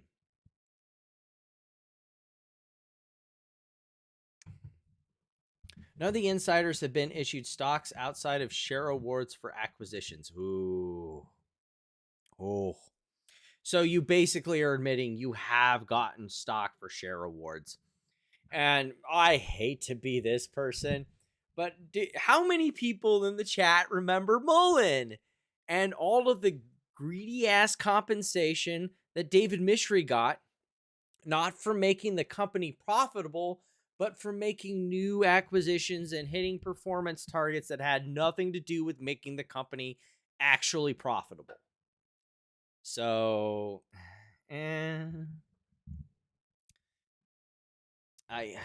he thinks he's clever by saying that, but he's not as clever as he thinks he is. And to further that, all restricted stock is held 2 years, has a 2-year hold periods. Has a 2-year hold period? And officers are required to give notice to FINRA. FINRA is an abbreviation. Should be all capitals there, my dude. On any sales through brokerages, which gets reported to FINRA whenever the officer files the correct forms. If they file the correct forms like they're supposed to. Lastly, as the controlling and managing member, I have still not issued myself common stock to date. Missing a space. But didn't you up here say that insiders get stock issuances for acquisitions, which you've been doing a lot of? Like, which is it, my dude? Which is it? Are you getting issued stock or are you not getting issued stock? Like, this is just like the whole like bankruptcy thing where he's like the going concern notice. It's like, are you possibly going bankrupt? Like, is this going concern a concern or is it not? You say you need equity, but you don't need it. Like, this is the normal stuff Josh does. You know, none of the insiders have been issued stock outside of share awards for acquisitions, but also I have not issued myself any stock to date. Like, one of these things can be true at a time. Both of them cannot be true together. So, which is it? I purchased the control back block on this Pubco this time last year, and we have been extremely successful in a very short period of time. I also have a long track record in private equity, lower middle market oil and gas, and have a large following on social media. So, with people who have watched the journey and supported me the whole way through. So, you've done prior PR, which you use as like a step ladder. Like, again, this is not like, if I was a private investor, this is not handling my concerns. You're just amplifying the idea that this is a promotional scheme. This guy continues to have a series of emails where I would have just stopped at this one and been like, yeah, I'm not investing in this company. But then again, I'm kind of an asshole too. The reason for our stock performance is due to our acquisition of Vision Oil and Gas and broader, greater awareness of how valuable our deep rights are. Oh yeah, they've been proven to be real fucking valuable, all right. Here are 3 articles and an SE.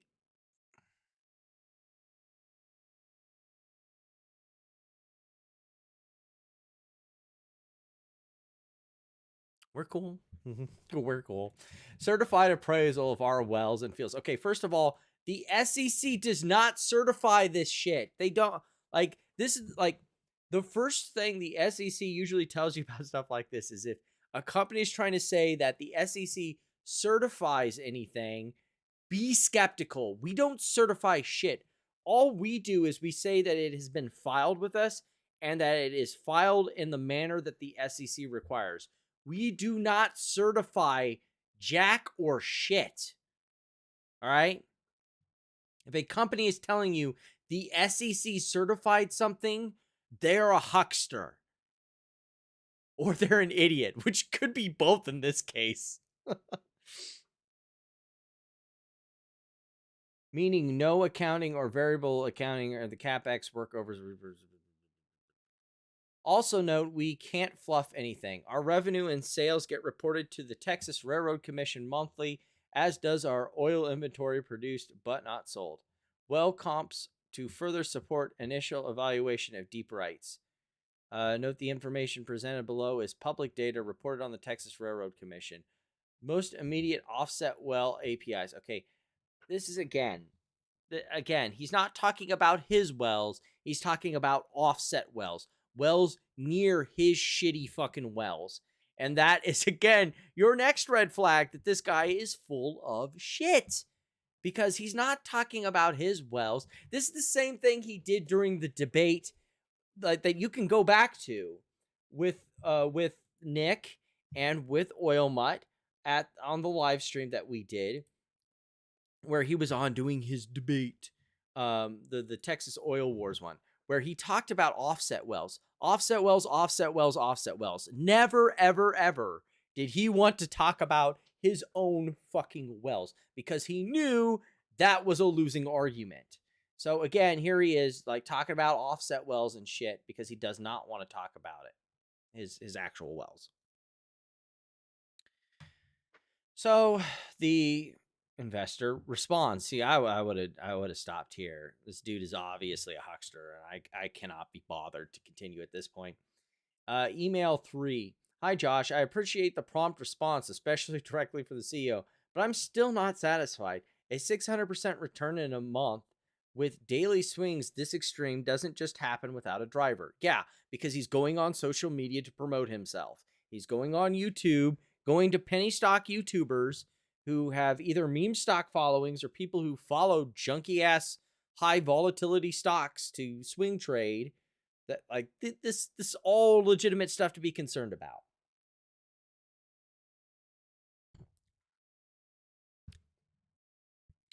If, as you say, there are no paid promotions and no insider selling, then what exactly is pushing the stock up and down so violently?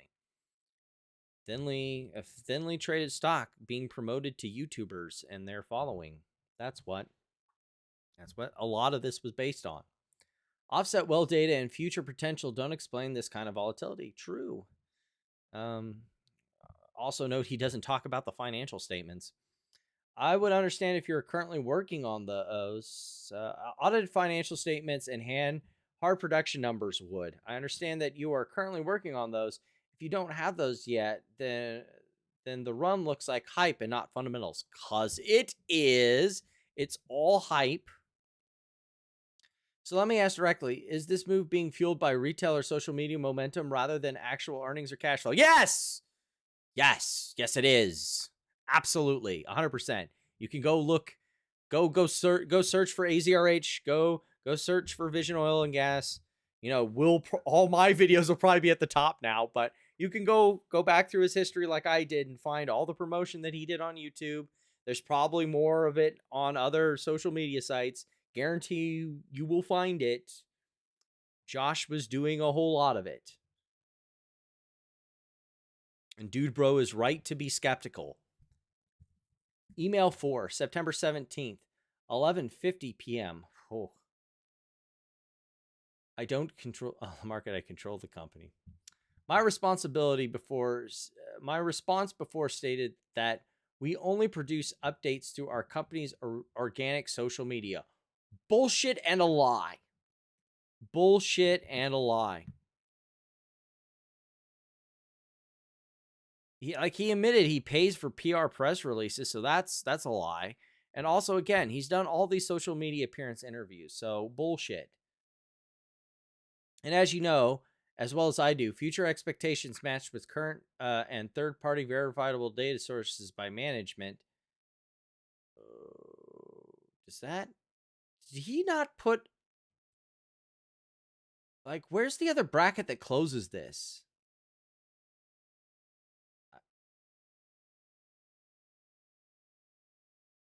All right, sure, cool. I'll skip it then.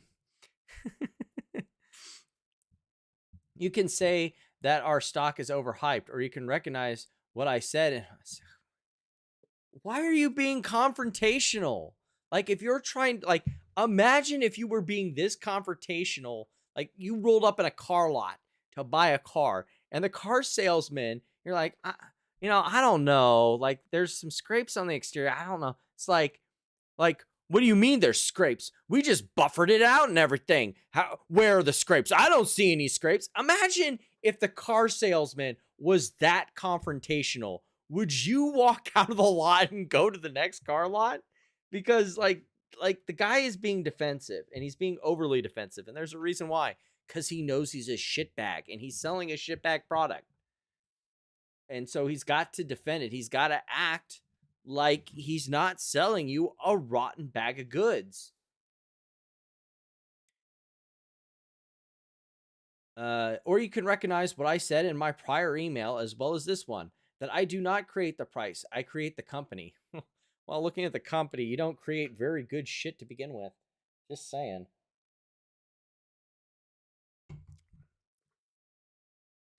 And then perform what is required to be performed. No, you don't do that either. I'm allowed to provide updates through press releases and redistribute those press releases through the social media platforms, through our company's social media platforms. But that isn't all that you've done, as we've discussed. I am also allowed to have an IR consultant answer public inquiries. Like, no one said you couldn't. Like, the guy's just observing that there's a lot of hype. And there was a lot of hype because you were pumping the stock on social media. You were doing all these interviews. You were going out on social media. Like, stop acting like you're not doing what you're doing. Just admit it. I did a lot of PR. There were a lot of people interested in the stock. You know, they made their own decisions, but here's the hard numbers. But he won't give the hard numbers. He'll give estimates based on other people's shit, but not his own shit. To acquire, own, and operate 400. Like, oh my goodness. He was already touting that number. Like, yeah, we already know that he was off on his like valuation because he didn't realize that that the M in barrels did not stand for million, it stood for thousands, as in the Roman numeral M. I know that you believe the stock is based on hype and manipulation, and my counter is that thousands of retail investors have followed our like that's not denying. That's not an argument against what the guy was saying in his email. That's affirmation. Thousands of retail investors have followed. Like, this is the same meme stock fucking hype promoter bullshit that I've seen 1,000 times over. It's just thousands of retail investors doing what I told them they should do on social media, so don't you question it one little bit. Fuck. These emails are like a light into just like how Josh Cohen operates. If you have any questions, just look right here. We've created a unicorn. Well, funny that unicorns don't fucking exist, so we did it perfectly and took a team of focused, dedicated service providers. Yeah, more like unicorn shit. Supply and demand on a low float stock with this caliber. Like, again, like, that is a risk. That is like, he's trying to sell a risk like that's a good thing. Supply and demand on a low float stock with this caliber assets that we own real and why it was given. Was that and supposed to be a period? What are we doing here again, bro? Like, stop. But anyway, like that is a concern. That's not a plus. That's a concern. Like, if there's a lot of hype and a lot of volatility on a low float stock, it's going to do all these wild swings that have nothing to do with value. And that's what he's concerned about. I want to know if this stock is trading at fair value or below fair value, which would be great for me to buy in. But like, if it's trading above fair value because a bunch of jokers on YouTube heard you say the stock was hot and it's trading well above fair value, I don't want any part of it. Like, you're reaffirming his concerns, and Josh is too stupid to understand that's what he's doing. That's what's most hilarious about the story of Josh, is this is a guy who went in to try and be a grifter, and he is just not that bright. He is not fucking bright at all. The blow, so this is his response, September 18th, 12:07 a.m. Oh, why are you responding to this guy in the morning this early? I would not have bothered. Like, clearly Josh has proven he is an imbecile incapable of intelligent thought. Why are you talking to him at 12 a.m.? Why? The picture below is a perfect example and representation of the type of message, usually about 20 to 50 a week, that I get from our long-standing retail shareholder base. Okay, so this was Josh. Picture redacted. Best Josh controlled cap. Again, that, like, I don't care about your shareholder base. I don't care if they're energized. I don't care if they're excited. Like, the dude is like, I want to know what the fundamentals of the company are. I don't care about your it's like when you go in to get hired for a job. I don't care about your stupid fucking company culture. I want to know if it pays the bills. I want to know, like, what I'm doing. I want to know if this is the right job for me. Like, this is absolutely, like, insanity if you're an actual investor. Hi, Josh. Thanks for the detailed response and screenshot for the shareholder. I hear your points about low float reserves and retail following, but one fact remains that leaves me skeptical. As 600% run with daily swings this extreme is hard to reconcile with either promotional forces or speculative momentum well ahead of fundamentals. Yeah. If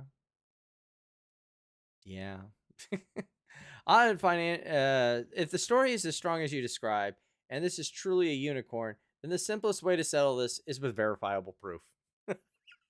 Josh's kryptonite. Audited financials showing production revenue, cash flow, and cost post-acquisition. I understand you were waiting for some wires to clear to sign your engagement letter with Grassi. Will that be this week? No. He is still trying to get that. Like, when we were talking about him, talking in December with him, in January with him, on to that, like he was still waiting to get that engagement letter. Still has not fucking happened. It baffles me. It is the most hilarious thing ever that back in September, he was still promoting that. It's almost a year now. Still has not fucking materialized. Not even one iota. Full reserve engineering reports, not just excerpts or references and posts. These you should have accessible on hand to share. Boom. But he doesn't have those. And when he did finally get them together, he mangled the numbers. So, clear disclosure around share issuance, something he still has not done.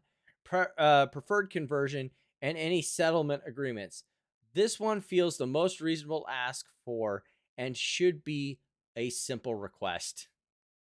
You can tell the guy's starting to, like, lose patience in there. Like, these are easy questions that you should be able to answer, and the fact you were ducking them is concerning. You've mentioned uplisting and even receiving PE family office timesheets. Those are very encouraging if accurate, but without hard data above, the market has to rely on social media narratives, which naturally fuel volatility. I want to know who this guy is because he sounds really smart. I want him to manage my money.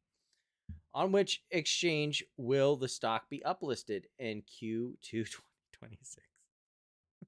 We're in Q2 2026, by the way. Still no uplist. Could you confirm the collective investment amount and the equity stake these investors will receive? And also, what percentage of ownership this equates to? If no final agreement was signed yet, could you clarify why, or if your plan to engage can confirm the timeline? I guess my main question is, when can shareholders expect audited numbers and third-party documentation to be made public? Josh responds September 18th at 9:45 a.m. My disclosure page has my reserve report, which was only drawn as is and does not incorporate any of the capex we have done. None of the capex we have done since we purchased the operator and assets in June 2025. It does not include any PUD value on our deep rights, nor does it contain any PDNP value resulting from shallow capex.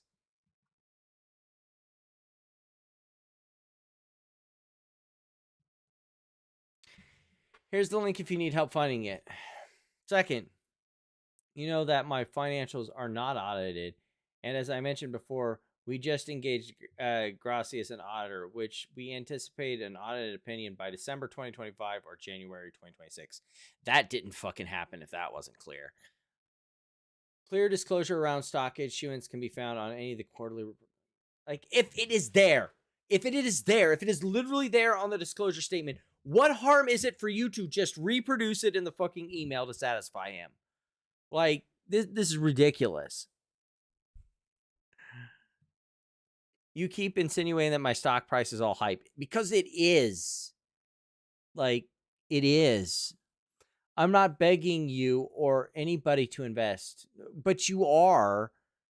Like, that's why you've went out and done YouTube PR. Like, you are targeting retail investors for the same reason that your mentor, Brent Franklin, targets the people he targets, because you think that they are suckers and saps that you can extract money from. With all due respect, I've answered all your questions, and you keep making insinuations that the stock is just a pump and dump because you've not dispelled in the single instance that it is not. You won't admit or cop to the hype that you've been doing on social media that we can backtrack. I have records of. I can go find. In fact, I have it saved to my own hard drive.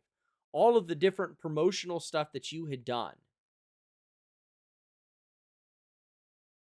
To date, the company has not been profitable. Its revenues have been questionable and shaky, and the Texas Railroad Commission has shut down a bunch of wells because, like, you haven't followed the rules. The leases are junk. And now the state of Texas is going to have a huge plug-in abandon liability. Thanks, Josh. Well done. Every time every question you have asked is publicly available. Cool. Then just reproduce it for him if it's so easy. Why is it so hard for you to do it then? You're the one who decided to answer the email. Like, what's the problem here, Slick? It's available and answered on our company's social media pages on X, Instagram, Facebook, and our company website. Then produce the links. Direct link to it or produce it in the email. Like, why is it so hard? So this is September 18th, 10:16 a.m. At this point, I would have given up long ago, but this guy is persistent. He is very persistent. I appreciate his persistence. But I would have given up on this long ago. Thank you again for your prompt reply. I understand you have no requirement to respond to me, and I thank you for your time in doing so. I also understand you are not begging me to invest and are running a company. I run a family office based just outside Dallas that manages a significant portfolio across multiple sectors. I've been following your company closely and I'm very interested in your stock and its long-term potential. I'm not reaching out to be a distraction, but rather to better understand the company before committing significant capital. Yeah. I've already received all of the financials available on the OTC and through your website. And as I mentioned, we have been following your stock closely. For completeness, may I ask that you address the outstanding questions below as they were not covered in your response. I saw you plan to have an audit prepared by Grossi, but has an engagement letter been officially signed? No, still has not. When you say uplisting in Q2 next year, can you clarify which exchange, what specific timeline for completing your audits, SEC filings, and government's requirements? Until those steps are taken, it's difficult for investors to treat an uplist claim as anything more than aspirational. Yep. Then responds at 10:42. Jeez, the guy makes a turnaround in like less than 30 minutes. I appreciate your emails and recognize that you're asking very good questions to better understand the business. Attached is our executed engagement letter. Simple audit. No material use of estimates. Target opinion date December 2025-26. Yeah, that never happened. Uplist. Yeah, he moved those dates back as well. Government's requirements. We do have a consultant that is handling all. Yeah, because he hasn't done anything. Because again, Josh Cohen is the CEO, the CFO, president, and chairman of the board of directors and the largest shareholder. So, like, oh, I can smell that stank of fraud from a mile away. September 18th, 12:20 p.m. Oh, 17K problem in the rulebook. Josh, thank you for sharing your update in the audit engagement letters. That helps clarify where things stand. I'm unable to find any financials for 2024 on the website. OTC shows just a row of 17K in operating expenses for 2024. Would you be able to send a balance sheet and income statement for 2024? I understand that you're targeting OTCQX in April and then NASDAQ or TSX uplist. And he gives like the requirements there. Josh comes back. Please read our disclosure page. We don't have on it financials. Mid bid price. We're just going to reverse split to make the bid price. like that just shows what kind of a fraud that you're working with here. Look, if we can't make the minimum bid price for the exchange, we'll just reverse split in order to have it. And then if we don't have the amount of shareholders required to meet the exchange's requirement, we'll just acquire another company and then if it isn't clear, like reading these emails, if it isn't clear, Josh is an absolute fucking huckster. He is a clown and a fraud. And it's so absolutely obviously clear. Like there is no way that after reading those emails and I would suggest go to Kyle's Substack and read it, because it makes it very clear that this has been a scam from the start, a hustle. Like when you're saying that you're going to uplist and how you're going to do it is to meet the requirements in certain aspects, is to basically cheat, not actually do it by making your company better. That's rotten to the core. Absolutely rotten to the core. We do have someone who is planning on apparently making a documentary about the whole AZRH saga. Very interested. Would love to see it. I'm sure it'd be great. It'd be great after they've completed it and you're getting ready to release it to be able to talk with them. But right now they are looking at getting people who have been investors. Staying honest, please reach out. Yeah, they're looking for AZRH shareholders, want to know their experience with the company, how they feel, what it was like being an investor, things like that. Give a Gmail for contact. I've actually reached out to them and just to kind of get a feel for it. I'm really excited. I really think that there needs to be a bigger look at some of these penny stocks, because like it's kind of the dark underbelly that never really gets reported in the financial media. Yeah, and so I'm really excited. I hope this works out. I can't wait to hear more. Cannot wait, because like this is the reason why I kind of cover this. And yeah, it isn't nearly as cool. I don't get nearly as many views or subs, but I think it's really important, because like this is the stuff that falls between the cracks. Like this is like, there's a reason, yeah, that OTC, you kind of have to give a waiver to your broker. Like, yeah, I realize that I'm doing something stupid. I'm not going to hold you liable for doing the stupid thing. But that doesn't mean that there shouldn't be some like serious journalism, seriously looking into some of these companies. Because again, not all OTC companies are frauds, but there's a lot of scum down here. There's a reason why a lot of them are not on an actual real boy exchange. And there needs to be some sort of reporting on this. There needs to be some sort of eyes on the skullduggery that goes on here. And for the most part, no one's willing to do it.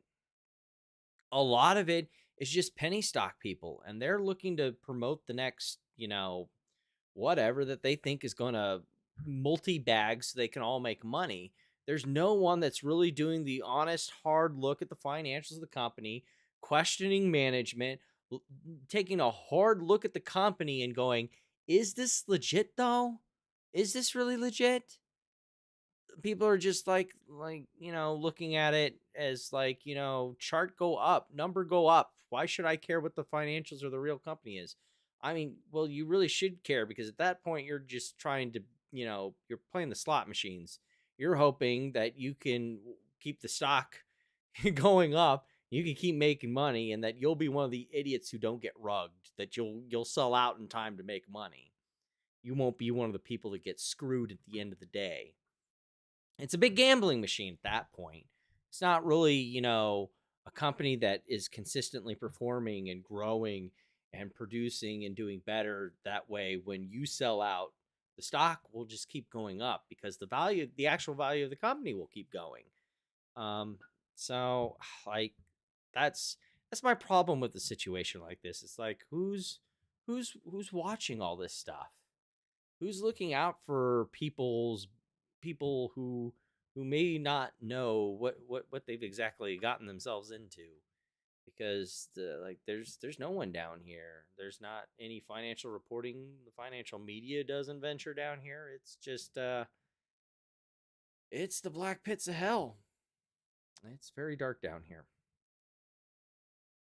Anyway, I do, because while I don't know a whole lot about, and I admit as much, I'm still doing research on the whole Brent Franklin thing. I have been trying to keep up with it, and there's a reason why. As I've sort of dibble-dabbled and mentioned throughout this live stream. So we just left oil and gas meeting. What do you think about the model that we created and the feedback from the other people? I've been flying down from New York to Midland, Texas for probably a decade. I never was smart enough to actually take time to stay in Houston. I've been trying to bridge the gap between large-scale institutional private equity real estate and oil and gas, taking New York money down to Texas. I've studied the oil field services, E&P spaces, oil refinery spaces. I've successfully raised over $820 million in that space over the past 6 years, and I have not seen a business model as good as Rise Petroleum and what Brent Franklin has created. It is by far what everybody in oil field services that wants to branch E&P into their business model, that's what Brent has done, but he's actually done it, whereas a lot of people talk about doing it. There are a lot of operators out there that operate at scale and independently. Brent has bridged multiple gaps and inefficiencies in the oil and gas market in a way that I have never seen before. Yeah, about that. So we just left oil and gas meeting. What do you think about that? And that's why I'm really starting to like move on to the Brent stuff because Josh clearly got his start through him. And their grift is about the same. Both of them claim that they started out in real estate and suddenly were doing the oil and gas thing. They're not particularly bright people, and it's pretty clear, at least in my opinion, that what they're running is, I mean, if it's not a Ponzi scheme, it's a bunch of idiots who don't know what they're doing in oil and gas and getting themselves and other people in a lot of crap. So Josh and Brent both have the same school of thought, the same school of operations. You know, they just chose different ways to do it. Brent does the private equity route. He goes, buys up shitty fucking wells, and then tries to pretend like he's some, you know, miracle God worker in Texas. Whereas, you know, Josh did the same thing. He just went through, you know, public markets. And I really think that Brent's time is coming here pretty shortly too. There's just a lot that I don't want to really talk about with Brent because, again, unlike, you know, Josh, who I know almost in and out and can almost 100% verify he's a huckster, I've got a pretty good feeling Brent is a huckster, but like I can't say anything until I've looked at everything. But speaking of Brent, I don't know with how late it is if I really want to get into, like, I was thinking about going over the whole video because I did find that that clip that basically had all of the stuff talking shit about him and what he'd said incorrectly in that video. But I don't know if I'll have exactly really time to like go over that. Because I don't want to spend all evening here, as much fun as it would be.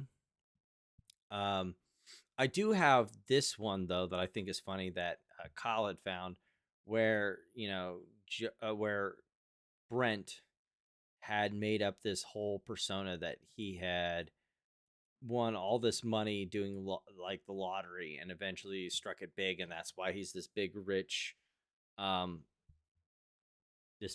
person who's been in real estate and oil and gas. And it turns out that, you know, he kind of made up the story and paid for it and everything. And I just it's just stuff like that that gives me this huge stank of fucking huckster off of him. That makes me, you know, even more think that him and Josh are just two freaking peas in a pod. What happened to the short video? Because there was a video short of, here it is. This is the one I was wanting to deal with. I will probably go over it with the ladies again Saturday, but I just kind of wanted to take a look at this because there is a lot here that is so much horseshit.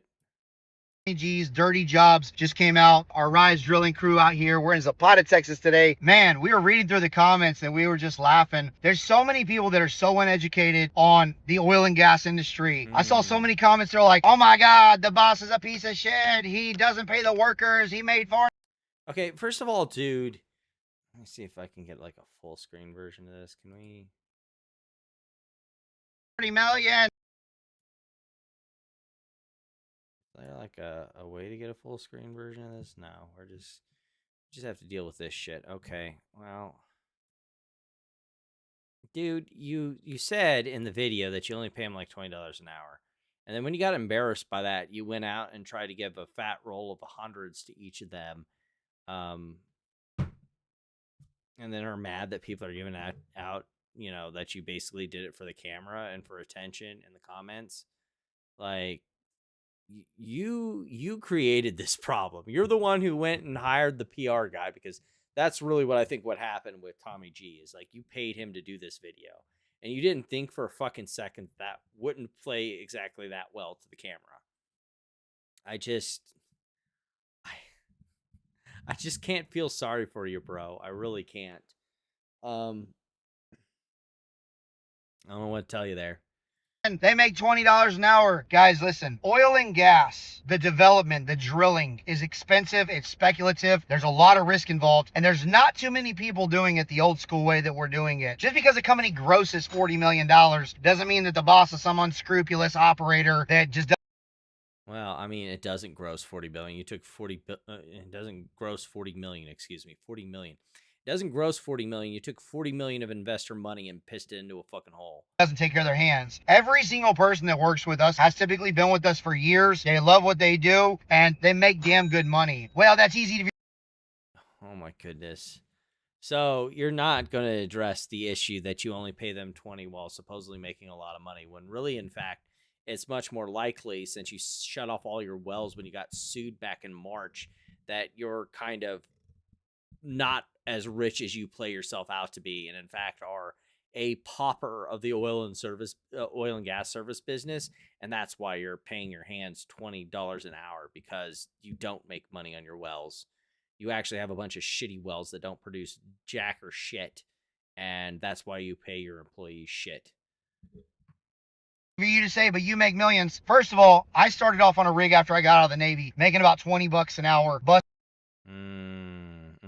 Oh yeah, the sad sob story time. Let's go. Busting my ass. I never bitched about it. It was my first time to ever see real money. And that's kind of how the oil field works. But as the oil field has slowed down because of low oil prices and market volatility, a lot of things have happened where people just don't even.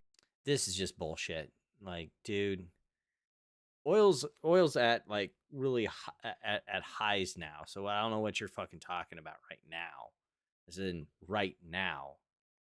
Second of all, like you like this is the thing that's really sad here, is like you are trying to like paper over the fact that you're not as rich as you say you are. And that's why you pay these shitty fucking wages to your employees. But that you can't admit that, because that ruins your image that you market people to. So you got to play this shitty game of, actually my employees like being paid shit. They like don't my employees don't like getting paid a fair wage. They actually like getting fucked by me. In fact, every time that I show up to the well site, they bend over and grab their ankles and say, "Daddy, please." No, that's not how that fucking works. You're shit at what you do, and you just don't want to admit it. Because admitting that, you know, you're not this rich, super uber successful oil guy is something that you can't do, because then your entire facade breaks. Even have a job. Somebody has to get out here and do this. And I know some of y'all are working at a grocery store making $17 thinking you're living the life, but that doesn't put oil and gas into the tanks and into the. I love this like low desperate attempt to insult the people in the comments section like they're all just, you know, working at Dylan's bagging groceries. No. Anybody with a brain could figure out like the hustle that you tried to pull with Tommy G there. And this is just another like lowball ad hominem attempt by the real dipshit not closer over here. Pipelines. That's real easy for me to say from your private jet. First things first is, I didn't just get all this money or make my money from. Yeah, you did. You did get all this money from investors, and you have yet to produce any sort of cash flows to play back your investors. That's why they're fucking suing you in court, because you suck at what you do. And anyone with an internet connection, including the people who are pointing it out in the comments section, which you won't address. You'll address this little pinochle shit, but not deal with the fact that everyone in the comment section was pointing out the fact that they could find you in Open Texas Records and know that you're a piece of shit who screwed over your investors, won't pay your fucking bills, and are not as rich as you claim to be. These $20 an hour workers. I'm the one that created these jobs for these $20 and $30 an hour workers that. You ain't created shit. Shut up. Most of them make six figures a year anyways, and I was able to do this by investing in. They make six figures, yet you pay them $20 an hour. Make that math work, please. I'd love to hear how that math works. Real estate, and then taking my money and turning around and investing in oil and gas and creating a business that gave these guys and girls jobs. Sure, and we employ just under 100 people today. So there's 100+ people that have families that are literally having an opportunity to be something and be someone and have money to take home to put food on their table and pay their bills in a very tough market. Yeah, so just a bunch of bullshit. Let's see here. I know I had a bunch of other stuff that I wanted to get to, but let's deal with just one last item of business before we close up shop. There was some other stuff I really wanted to, but this is really the one that I want to deal with the most. Then we'll probably call it a night. As you saw, this was from the Genius Group lawsuit and Citadel Securities and Virtu as defendants. It's not looking good for Genius Group. Back on May 15th, in an order that I had absolutely missed, oopsies, the parties were ordered by the court to meet and confer regarding the next steps in the event the court denies Genius's application to serve as lead plaintiff. Oops. If you remember last time that we were here, like, Genius Group was trying to find this, like, skeezy fucking way to make to get its shareholders to make money off of, like, suing for this spoofing shit that all these penny stock shit goes. No, it has nothing. It has nothing to do with them issuing a ton of fucking shares into the market and diluting the shit out of their shares. No. Market makers are spoofing. You know, like, again, the biggest short seller of any of these shit codes is the company itself. Every time it issues fucking shares to keep itself afloat and pay its shitty fucking executives. Anyway, so the court has basically openly said, hey guys, I'm probably going to deny your application for lead plaintiff. So tell me where I should go from here. Like, that's the way to read this order. I think the argument for Genius Group to be lead plaintiff is bullshit. Tell me what I should do from here, which is a big, like, gut shot to Genius and Wes fucking Christian and his shitty fucking scheme, which he's also trying to pull with Quantum and is also trying to pull in the metamaterials. I bet you in the metamaterials bankruptcy, when they finally dropped that spoofing lawsuit, their game plan was to play this same fucking game. That way the investors get money because they're in Chapter 7. They're in Chapter 7. There is no money there for shareholders. Like, they've already been liquidated. This company's getting liquidated. They're not seeing a penny. Like, if they did a class action, that'd be the only way to do it. And now this whole class action scheme that they've established is getting basically tossed out the fucking window. So basically the court was asking, where do we go from here? Obviously Citadel's answer was, we shouldn't reopen the period to try and find some, new lead plaintiff. No one else came in to try and be lead plaintiff, so, like, we shouldn't reopen it and give Genius Group a second bite at the apple. And Genius Group obviously wants a second bite at the apple. So there you go with that. That's the main one that I wanted to deal with. I'll go into it maybe in a bit more detail depending on how much time we have tomorrow. But I don't know, because we got Bill Pulte, and then I kind of want to still go over the Josh Cohen arrest with, Platinum and Amy. I also kind of want to go over a lot of the Pulte stuff because, again, I think the press is not covering Bill Pulte in a manner that would really expose just what a fucking scumbag Bill Pulte is. So I'm sure both of those things will take up a lot of time. And we've got a couple other things. GameStop had earnings and then some other stuff that we might be able to squeeze in there. So we'll just see how things go tomorrow night. Maybe we'll get to talk in depth about some of these things. Maybe not, because the bigger issues kind of get in the way. But for the rest of you, enjoy your drink tonight. Tonight was a good victory. One of the bad guys is going to jail. Maybe for a bit longer, but he's in jail right now where he belongs. And we've been following this issue. We've been keeping tight on this subject. A lot of these cases that we follow, the bad guys, they ain't going to prison, and especially under the Trump administration, where some of these people, have money and favors, and they go out and they exempt themselves from the laws that apply to all the rest of us. But tonight, we should really toast this one. We should enjoy it. A bad guy went to prison. That's a win.